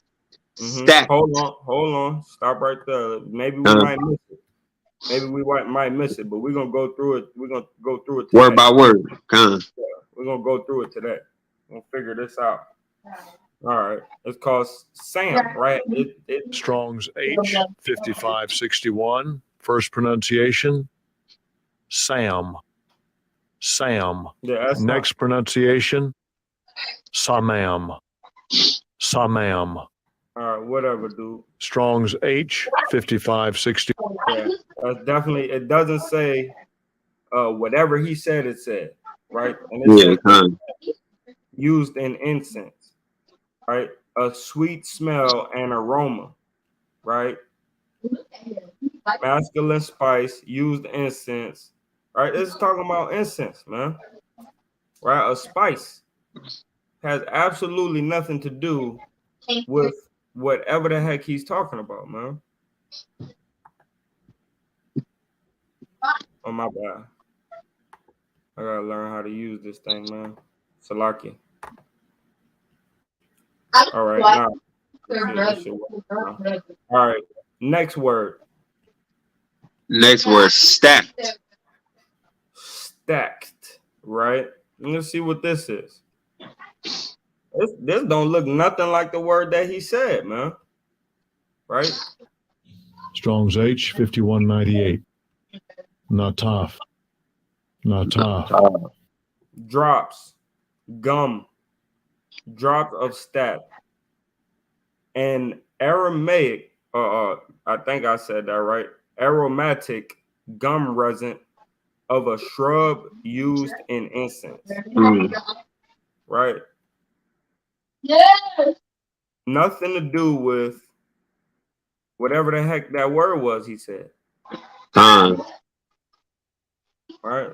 Let's go through it, man. Read the. Would that be like some sap? Like some sap, dried sap that you burn? Yeah, that's from tree. That's from the Yeah, tree. con. That's like that copal that I have. Yeah, con. Come from tree sap, right? Next word. And Onika. Onika, right? Still doesn't look anything like that word. Strong's H 7827. Shecheleth. Shecheleth. Hey, man. It is what it is. You feel me? It is what it is. And it says an ingredient used in holy incense. Con. Right? And the word is what it is, man. It's a type of incense, man. Right? Sounding absolutely nothing like what the hell this guy is talking about, man. But I might be wrong. We're gonna keep on going through them. Right? Strong's H 2464.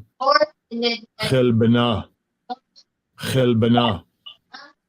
Kind of read the word out. And Galbanum. Galbanum, right? A resin, a gum, man. Ingredient of holy incense, man. Right? An odorous gum, man. Like the copal, man. Like the frankincense, like the myrrh, man. Right? Nothing to do with what the heck these people are talking about, man. Syrian priest. Who deemed him a priest?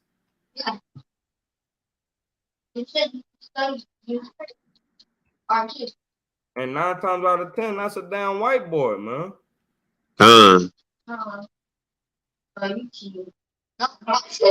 Right? And it says sweet spices, the gum, right? Did we get these sweet spices? I don't think so. Same thing, right? Bam. Used a spice used in incense. That could be dang paprika, that could be damn tahine, that could be, you know what I mean, whatever. It is definitely not what he said. That's a whole different word.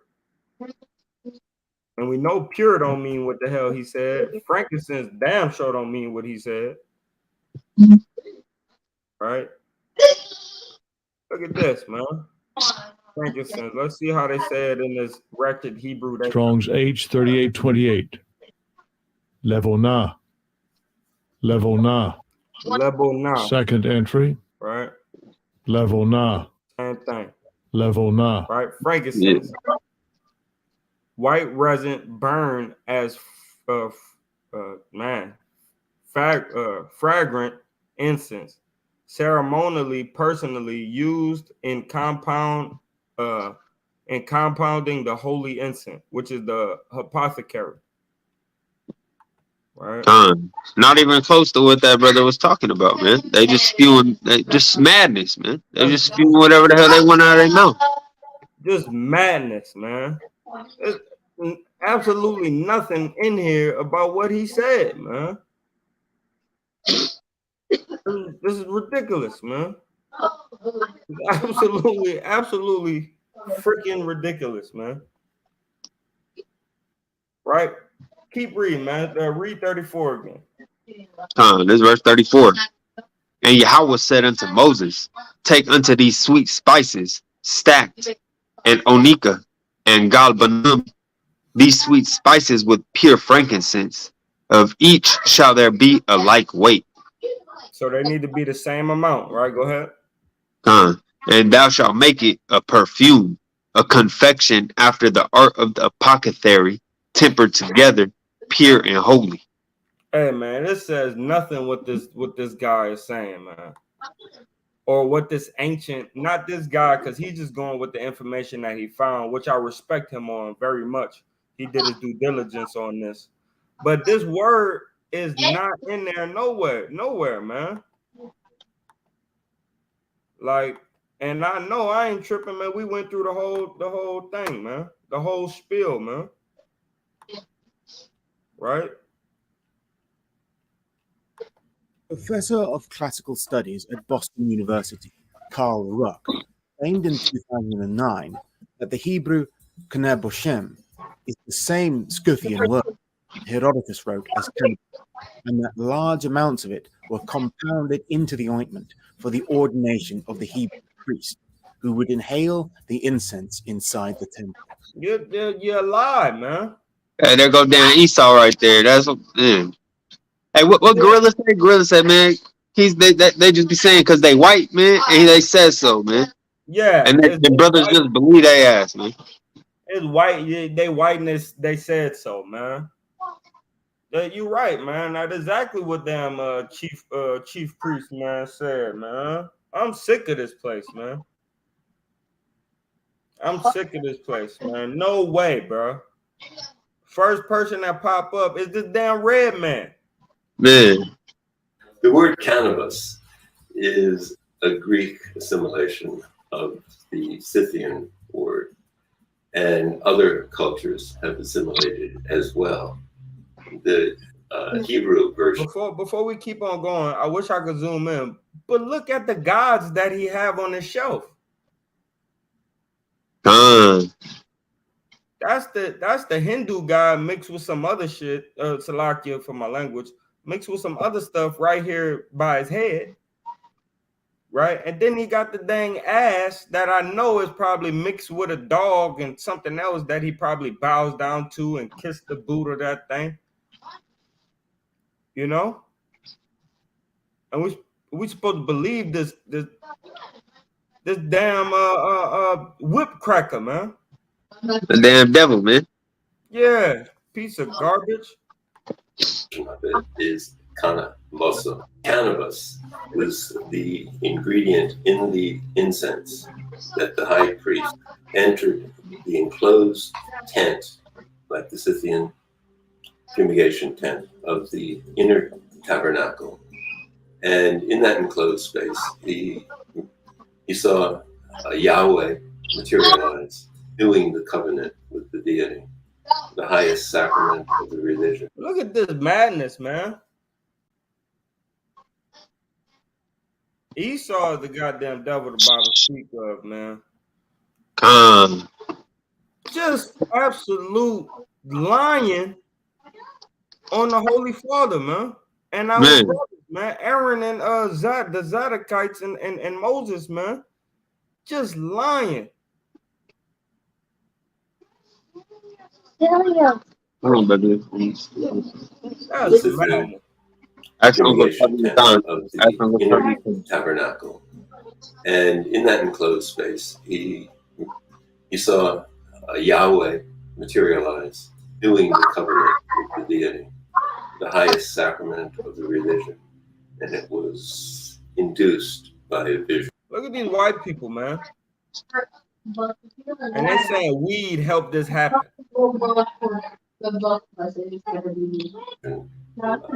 Access by cannabis. His claims could perhaps be mute right quick, King. Dismissed as wild speculation, were it not for recent archaeological evidence from Israel.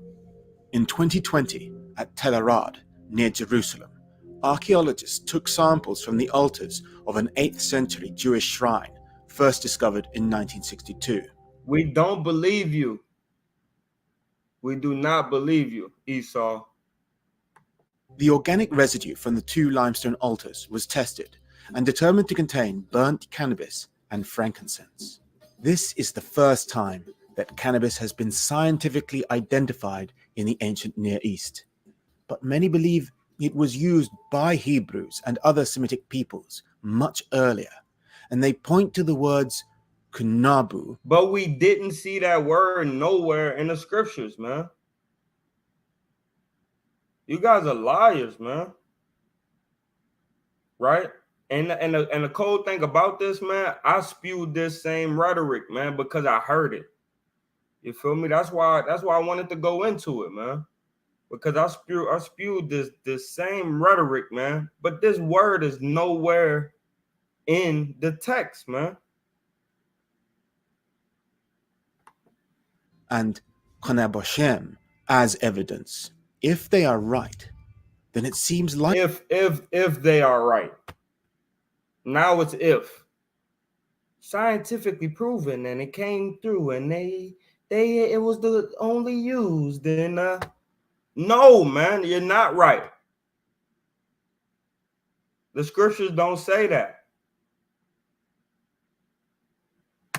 Likely the plant was introduced to Semitic peoples by the Persians or the Scythians in the Iron Age.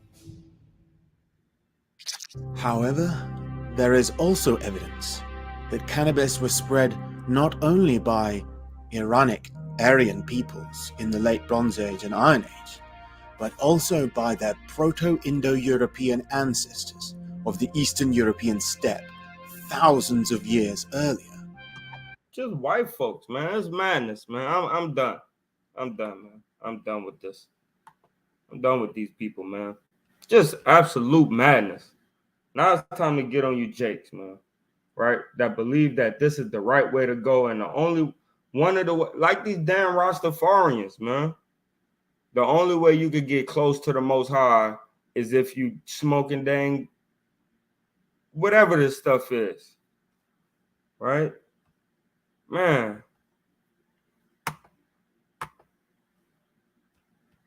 You froze up, but hopefully I got you situated, man.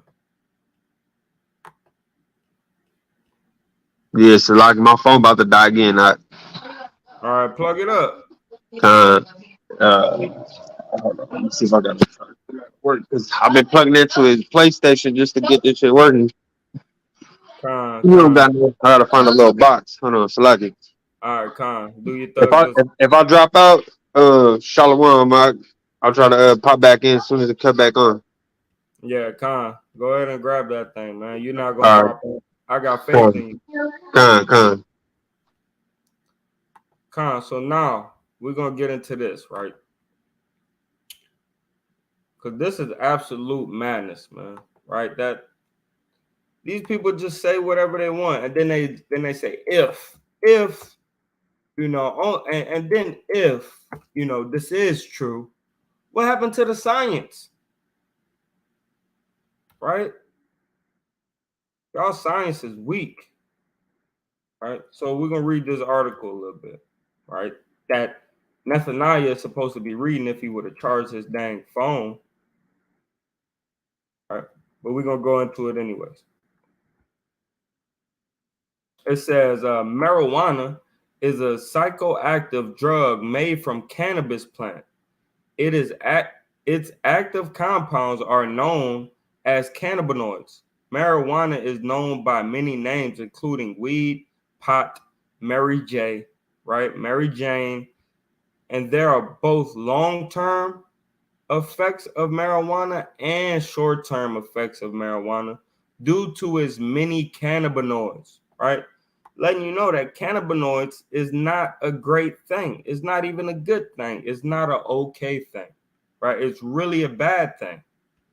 Short-term effects of marijuana due to its many cannabinoids, right?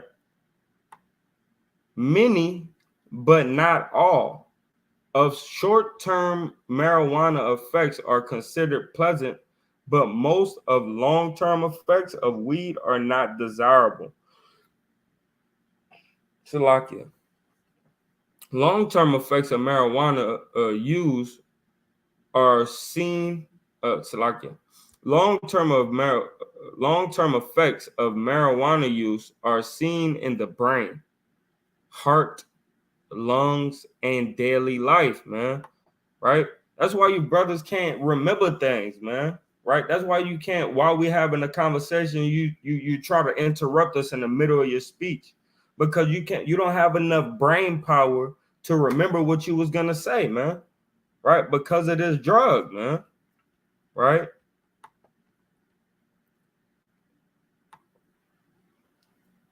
And it says, Salakia, short-term effects of weed, quote unquote, or whatever these things are, marijuana. Short-term effects of weed are both pleasant and unpleasant. Right, Salaki. Are both pleasant and unpleasant. And short-term marijuana effects are not the same for everyone. right? And we all know that. Short-term marijuana effects vary depending on the person's size, experience with the drug, the amount of drug consumed, and of individual physiology, right? Meaning how you're built, right? Desirable short-term effects of weed are generally characterized as high. Pleasant short-term marijuana effects include euphoria, all right, Salakia. Euphoria, intoxication, relaxation, detachment. See, that's really what you're trying to do. Instead of dealing with your problems head on, you just want to detach for a little while, right? And then it becomes for a month, and then it becomes for a year, and then it becomes for 30 years, right? And now you're an old pothead, right? Still with the same brain as that 13, 12-year-old you, man. Detachment, right? Just like they were saying in the video, right? To detach, man. Decrease anxiety and alertness. Oh yeah, well you thought you were just getting rid of anxiety, but now you can't watch for Israel, man. Right? Let's get this right quick. Quick precept on what the Lord commanded us to do, man. Right? And that's to be watchful. Right?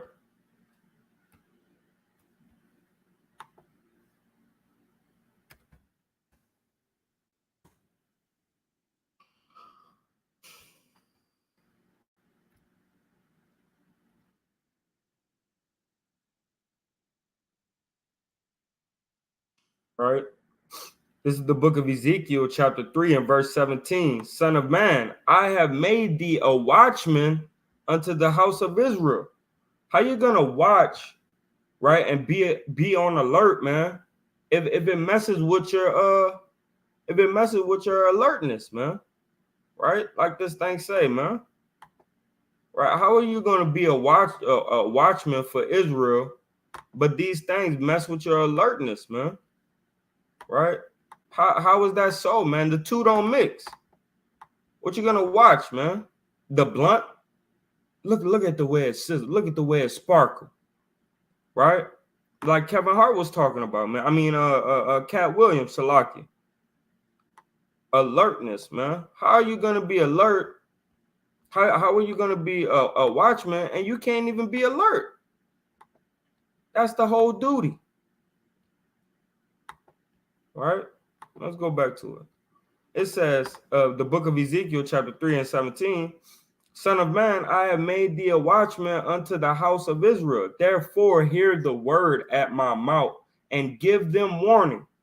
How are you going to warn the people if you can't even catch the signs, man? You so high, you ain't even looking for a blood moon no more, man.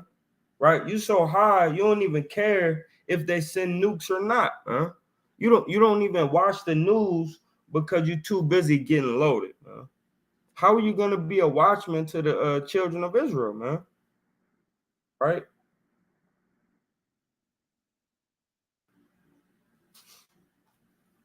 Give me a second.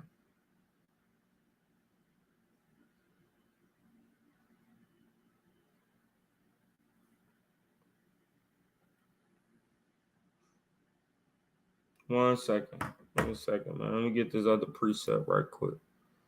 Right? Because I just don't understand, man. You want to be an Israelite because a lot of this is going into Israel too. Israel is waking up, right? And still keeping that old man on them, man. Well, we need to put that old man away, man.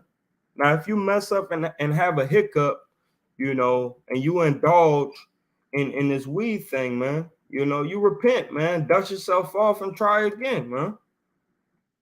Right? Like that woman said, man. I forget who made that song, but like, man, we have to get this weed demon up out of our society, man. Well, not our society, but out of our nation, man. We done picked up weed like it was our culture when it was the culture of the Assyrians, man. right? The Caucasian Assyrians, not even the Japhetic Assyrians, right? And either or, even if it was the Japhetic Syrians, they both is off and heathen nations, man. And we don't need to be following them, right? This is the book of Ephesians, chapter 5 and verse 14. It says, wherefore he saith, awake thou that sleepest. Man, you brothers and sisters is asleep, man. Always want to just blow trees, man. You off key, man. You off point, man. Right? And we need to be watching these things because the end is near, man. And it says, and arise from the dead, man. That means come out of your wickedness, man. Come out of your sins. And Christ shall give thee light, right? And that didn't say a lighter, man. He said, and Christ shall give thee light, man. Right? And we know the law is the lamp and the light, man. Right? But no, you brothers and sisters is looking for a lighter, man. Right? Reading on. See then that ye walk circumspectly, right? Not as fools, but as wise, man. And you a goddamn fool, man, if you think you could be wise and smoke weed, man. You're a goddamn fool, man.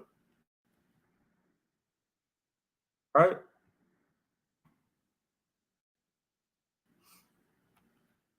Look, man.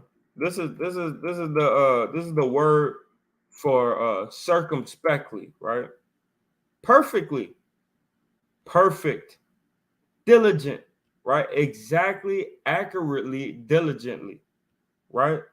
Man, you gotta be, hey man, you gotta walk circumspectly, man, perfectly, man, right? In the laws of the Lord, man. All right, let me go get this other precept, man.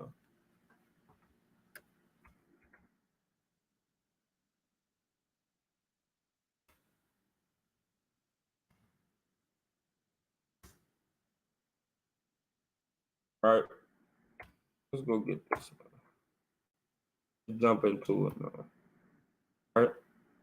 And see, this is the problem right here. I'm gonna get a little bit what Paul said right here, man. He said it perfectly fine, man, right? Because a lot of people, they want to hop in this thing and they just want to be what they want to be and do what they want to do, man. But when you get in camps, man, or you getting into certain congregations, man, hey, man, you got to put off that old man. You could be an individual like all that you want, man. But if you want to be down and clean and pure with, certain camps and congregations, and down, with the Most High and clean and pure unto the Most High, man, you're gonna have to leave that weed alone, man. It says, this is the book of 1 Corinthians, right? Chapter 3 and verse 1. And I, brethren, could not speak unto you as unto spiritual, but as unto carnal, even as unto babes in Christ, man. Because you brothers ain't got a good understanding, man. Your brothers ain't even got no good understanding, man. Right? You can't even put down something that other nations used for ritualistic tendencies. You can't put it down to serve the Lord, man. How about you put the marijuana down and read the Torah, man? Right? And because this is why Paul said this: I have fed you with milk and not with meat, for hitherto ye were not able to bear it, man. Neither yet now are ye able, man. You say you still got some more growing to do, man. You can't even leave off of these different fornications, man. These different idols, right? There's different idolatries, man. Adulteries, man. You can't leave these certain things alone, man. And when you smoking weed, you putting that before the Most High, you know what I mean, and serving the Most High. Hey, man, you committing adultery, man. Right? Fornication against the Most High God, man. Making another power your power, man. Right? And it says, this is powerful right here, right? This is powerful. Because this is the main thing. You worried about pleasing your flesh instead of worried about pleasing your spirit, man. Right? It says, for ye are yet carnal, for as whereas there is among you envy, strife, and divisions. Are ye not carnal? and walk as men. See, and this is one of the things that has split a brotherhood apart, man. Right? Because some of them think you could smoke weed, some of them think you could eat it, some of them think you could drink it, right? Some of them say it come from the earth, so you could consume it in these type of ways, and some of them things think that it don't matter the way you can consume it, you could consume it because they don't say it in the law, man. But we're gonna get something, man. And I agree with what Paul said right here, man. Right? Right. And it says, know ye not that ye are the temple of Yahweh, and that the spirit of Yahweh dwelleth in you? If any man defile the temple of Yahweh, him shall Yahweh destroy. For the temple of Yahweh is holy, which temple ye are. Watch, and then we're gonna go into it, man. And look, man, there's many ways to defile your temple. So let's stop defiling it, man. In many ways, man. You know, let's go on walks, man. Let's not drink as much sugar drinks, man.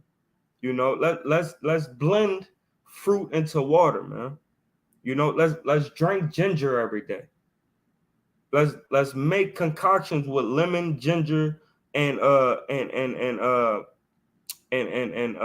cayenne pepper, man, to burn away this fat that brothers got on them, man.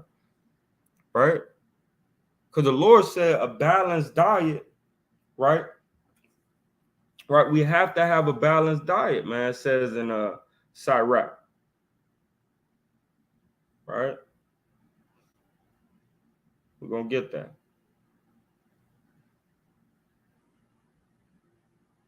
So yeah, I understand, you know. I understand that brothers think, oh, well, there's many things that could defile your temple and blase, blase. But hey, man, we understand that. And we all need to work on everything that could be defiling our temple, man. Right? But at least, first off, let's put away this excessive drinking and drunkenness and this damn weed demon. All right? Give me a second, y'all.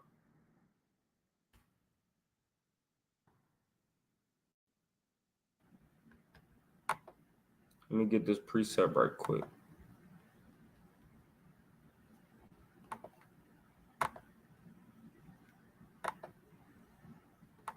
And I know, man, I know it's hard, you feel what I'm saying? And I know it take time, man, you know, but for some of us, we just put it away, man, you know, and then we fall and then we get back up and then we fall and then we get back up, you know, just because you get depressed, you know, or you get around the crowd, man, don't mean you need to indulge in marijuana use, man, right? Figure out how to battle your depression, man. Defeat the devil, man, right? So that way you could live. Let's see if this worked the way I wanted to. Nope, it did not. All right, be patient with me. Let me grab this precept, y'all. There we go.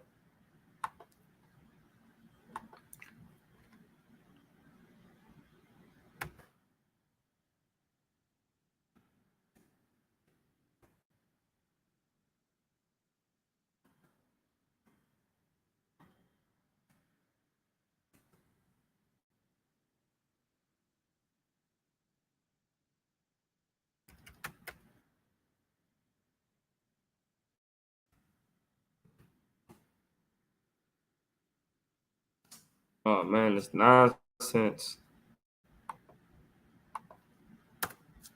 Okay, Google it is though.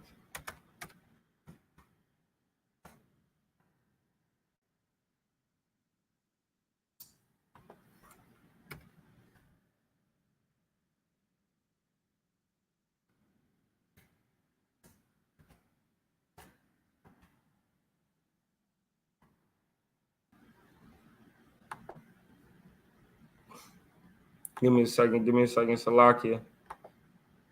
So, but yeah, man, you know, even when it comes to diet, man, and food, you know, we need to be more health conscious, You feel what I'm saying? Because the Lord do want us to take care of ourselves because we are the temple of Yahweh, man. Right? I hope they got this in the right. We're gonna see. Right? I'm gonna see how it sounds in whatever translation they have right now. But, all right. Man, what the hell? Okay. So it says, this is verse 25, right? Sirach chapter 30 and verse 25. Those who are cheerful and merry at table benefit from their food, right? Yeah, man, we do benefit from food, but you know, how much food do you need to be eating, man?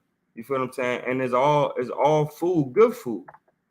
No, right? You got certain foods with high cholesterol. The body needs cholesterol. Don't get me twisted.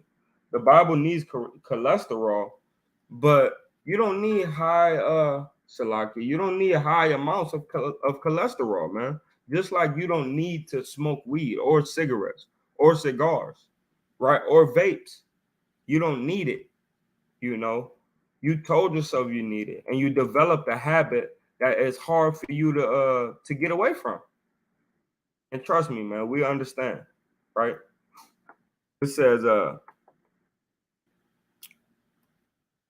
and you got to watch how much you eat, man. It says, verse 18, this is the book of Sirach, chapter 31, verse 18. If there are many with you at a table, so like you're at table, do not be the first to stretch out your hand, right? You don't want to be the first to stretch out your hand when a table is getting laid, man. You actually want to see how you could serve at this feast, man, right? Unless they constantly tell you, nah, sit down, sit down, sit down. It's all right, we got this, you know. But you dang near you need to aggravate them, man, so you can help, man. Don't just hurry up and stretch your hand out to eat, man. Does not a little suffice for a well bred Salakia? Does not a little suffice for a well-bred person? When he lies down, he does not wheeze, man. Right? So a lot of you people, man, right? A lot of you brothers and sisters, y'all wheezing when y'all lay down and go to sleep, and y'all snoring, right? Could barely breathe. You got sleep apnea, man. And that's all because you're overweight, man. But guess what? This is what you need to do, man. You need to do this right here. Moderate eating ensures sound sleep, sound slumber, and a clear mind on rising the next day, man. Right? I was talking to the brother Nathaniah earlier today, and I was telling him, man, we was playing, right? And I was like, you must have drunk a lot of water last night, man, and didn't eat, man, after a certain time, man, because he slept so good. He sounds so peaceful and well rested when he woke up, man. And that's why I told him that, man. Moderate eating ensures sound sleep, sound slumber, and a clear mind on arising the next day, man. Right? The distress of sleepiness or sleeplessness, Salakia, and of nausea and colic are with the glutton, right? Should you have eaten too much, get up to vomit and you will have relief, right? So hey man, you brothers, man, just like too much eating and things like that, man. Hey man, the same thing when it comes to this smoking, but it's a little different. You need to have a balanced diet so that way you can enter into the kingdom of heaven, man. The Lord don't say you're a damn glutton. You all you do is eat fried food and chicken wings and Mexican food. You know, you never take the time to fast, pray, and get closer to me. You feel what I'm saying? Get away from me, you unfruitful, unfaithful servant, man. Right? We don't want to hear those words, man. So we need to be balanced in all things. But when it comes to marijuana, man, we just need to throw that away, man. It's not our custom. That's not what we do, man. Right? We're a different breed, man. That's why I said a well-bred, right? Let's go back to it again before I get off of it. Let's go back to it again. It said, this is the book of Sirach, right? Chapter 31 and verse 19. does not a little suffice for a well-bred person? You feel what I'm saying? And we well-bred, man. We the children of Israel, God's holy anointed, man. The only people that God have chosen, man, right? Through the lineage of Abraham, of Adam, Abraham, Isaac, and Jacob, man. Right? We're that chosen, well-bred people, man. We don't need to be eating, putting no anything in our body, man, and we don't need to be smoking no damn weed, man. Right? Let me get a couple more precepts, man, and we're gonna get up out of here, man. I'm gonna read a little bit of the long term. I'll read a little bit of the long term on this right here, and then get into some precepts and get on out of here, man. The water for you brothers that been hanging in there with me, right? And I know this video might hurt a couple brothers, man, but hey, man, y'all need to repent, man. All right? Y'all need to repent, man. And it says, let me see. However, while those short-term effects of weed are pleasant, short-term effects of weed also include, right, amnesia, man. You end up not being able to sleep, confusion, delusions, hallucinations, psychosis, man. Right? Your brain just not happen. It's not working right, man. Mania, man. Mania, man. You could turn into a maniac, man. I used to flip pillows and move sofas and just go into straight maniac mode, man. Right? Trying to find the blunt that I lost the night before, man. And because my mama didn't have $10 for me to get a sack, man. Right? Short-term memory impairment, right? You ain't even able to remember what you just was about to say, man. You can't even remember where you put something and you just had it, man. Right? And you wonder why everything is going down like that for you, man. Right? Why you always losing stuff? Why you can never seem to find that $100 that you hid from yourself yesterday? It happened to me, man. I put away $200-$300 here and $20-$40 here, and in the morning I just can't figure out where my $200-$300 went. Right? I didn't hit it from myself. Short-term memory impairment, man. Sudden increase in heart rate, man. Talking about anxiety, man. Your shit just start, and then you paranoid and you just can't sleep, man. I remember the last time I ate an edible, right? Because I stopped smoking weed and they said we could eat edibles in the truth, right? I could not go to sleep, man, because my heart was just racing, man. I could not go to sleep, man, right? And then a couple months later, man, the elder increased, right? Elder Parazar, man, shalom to the elder, man, right? Elder Parazar had charged brothers and sisters to stop dealing with weed in total. Why? Because it's a Hindu practice, man. It's a Hindu practice, right? It's a Assyrian practice, and it's not our culture, man. Right? And it says, at risk for heart complications, man. You can mess around and have a heart attack or a stroke, man. Right? Dizziness, lack of coordination and muscle strength, man. That's why all you brothers is so weak and effeminate, man. Don't have no muscles on your bone, man. Never eaten, man. Emotional as hell, man. Right?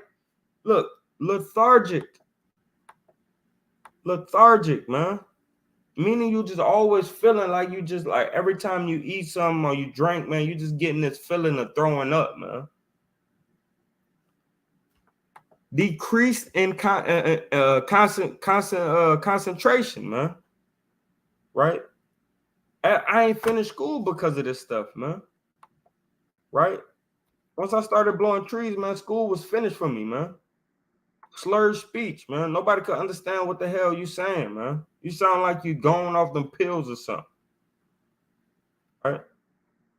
Let's get some long-term effects right quick. Long-term effects of weed tend to be more negative than the short-term effects of weed.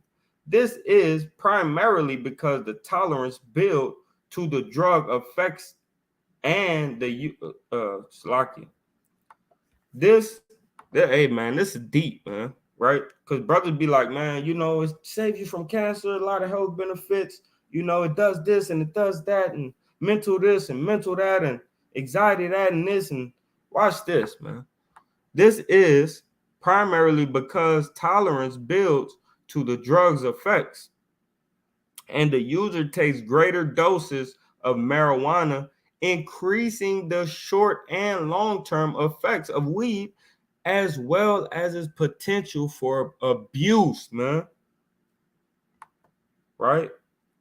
Once tolerance to the drug is achieved, one of the long-term effects of weed becomes marijuana withdrawal.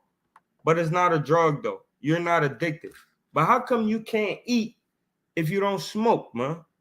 How come you just need 2 puffs just so you can eat something? You're addicted, man, and you're going through withdrawals, man. It's just as bad as some goddamn heroin, man. Oh, you don't have no withdrawals from the weed, man. What the hell is this? What is this, man? You withdrawing from weed, man, like you're a heroin addict, man. There's no difference in these drugs, man. Just like the brother said, if you stop eating sugar, cold turkey for 2-3 days, you'll have withdrawals, man. Hey, man, that means we need to do something. We probably need to leave sugar alone, right?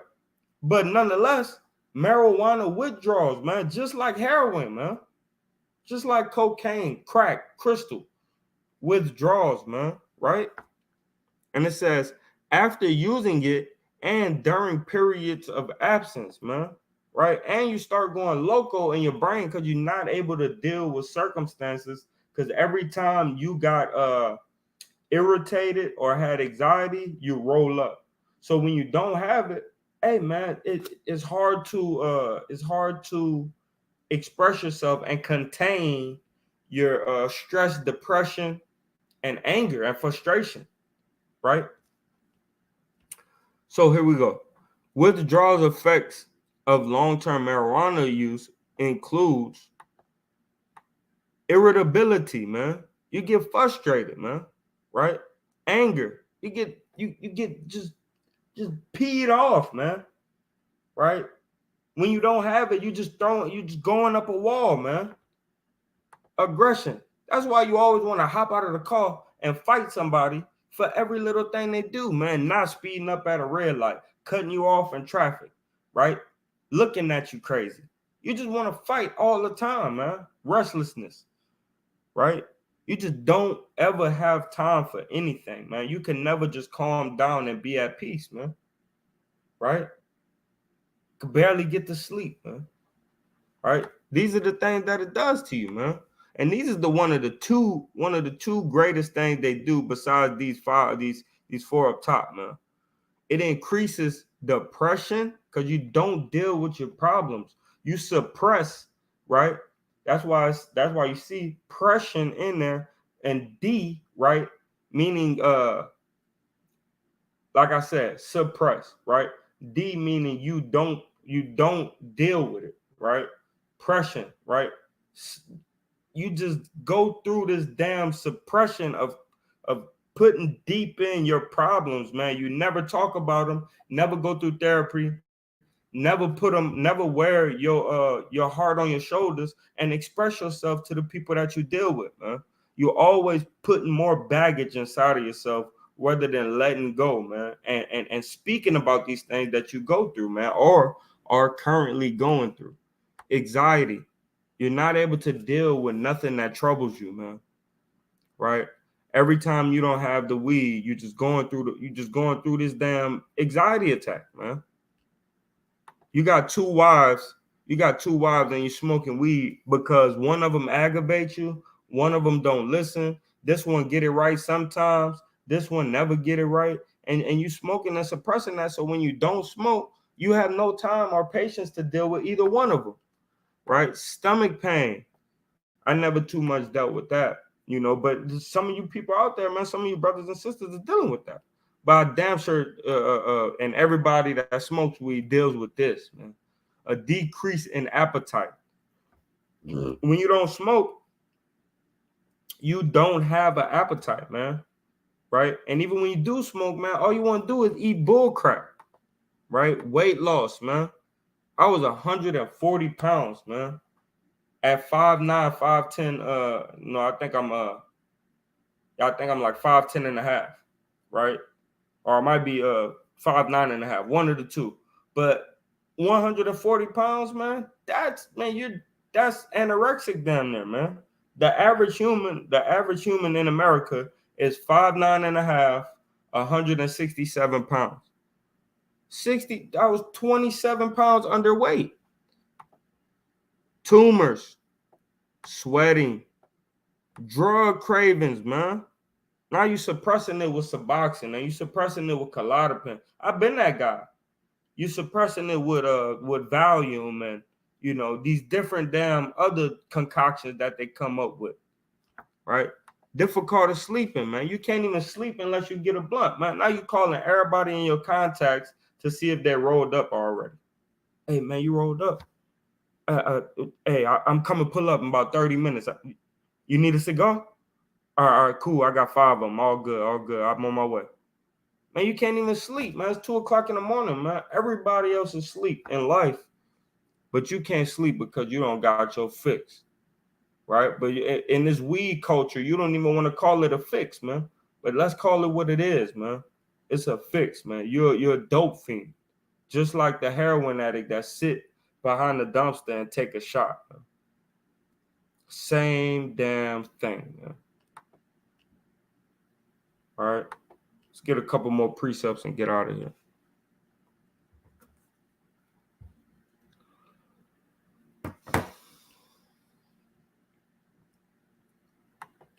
Couple more precepts, get out of here, man. Sirach. This is the book of Sirach, right?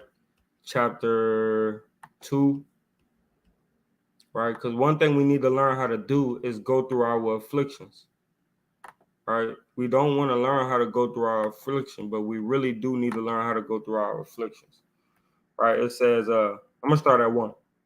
My child, when you come to serve Yahweh, prepare yourself for trials, right? Be sincere of heart and steadfast, right? And do not be impetuous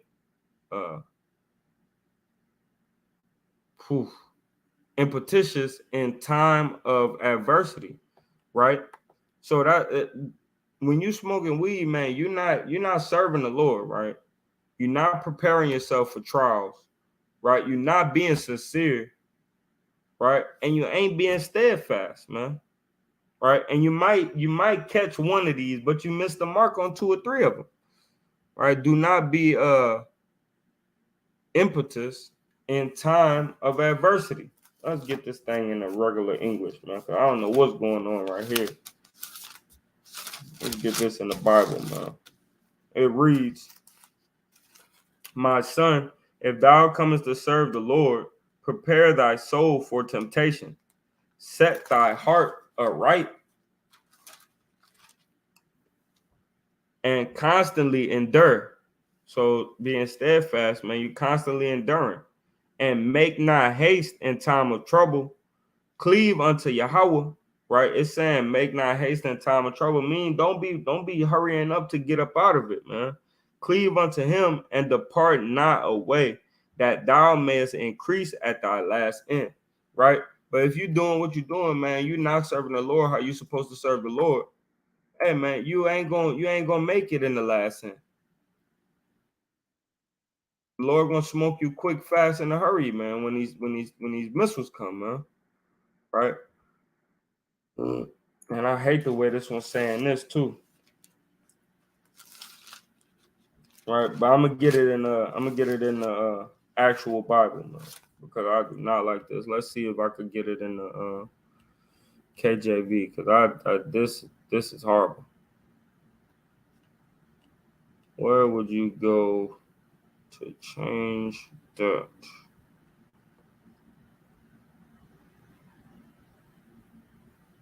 Because I do not want to read it like that. Books of the Bible. KJV would be nice, right?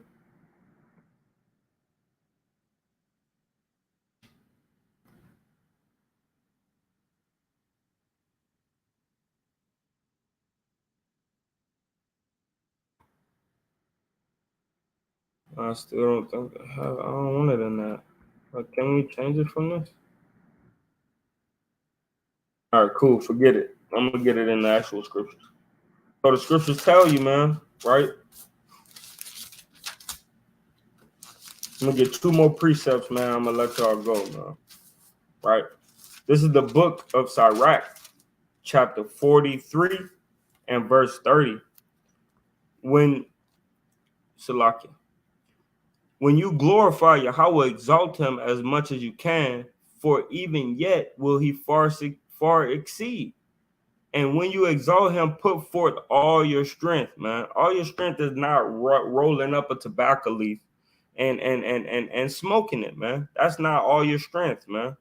All your strength is serving the Lord, packing up, getting your Bible, getting all your extra books, Babylon the Timbuktu, the Art of War, the damn all these books, man. The Negro Nature Knows No Race. You know, you grabbing all your books, man.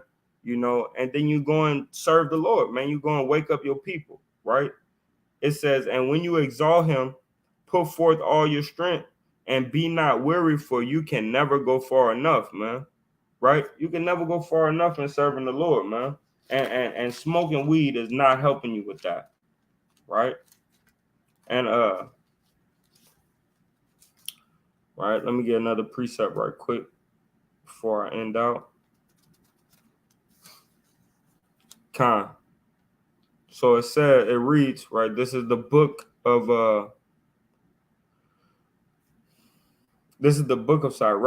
Sirach, chapter 11 and verse 1. Wisdom lifted up the head of him that is low of low degree, right? Wisdom lifted up the head of him that is of low degree, and maketh him to sit amongst great men, man. And when you see the great men of Israel, man, the great men of Israel is not smoking and puffing weed, man, right? They're deep in their studies, right? They're sober, right? They fast, they pray, they're vigilant, right? They only conducting themselves and having communications of righteousness and get out of unrighteous communications as swiftly as possible. Right, verse 2. Commend not a man for his beauty, neither adore a man for his outward appearance. And the bee is little among such as fly, but her fruit is the chief of sweet things.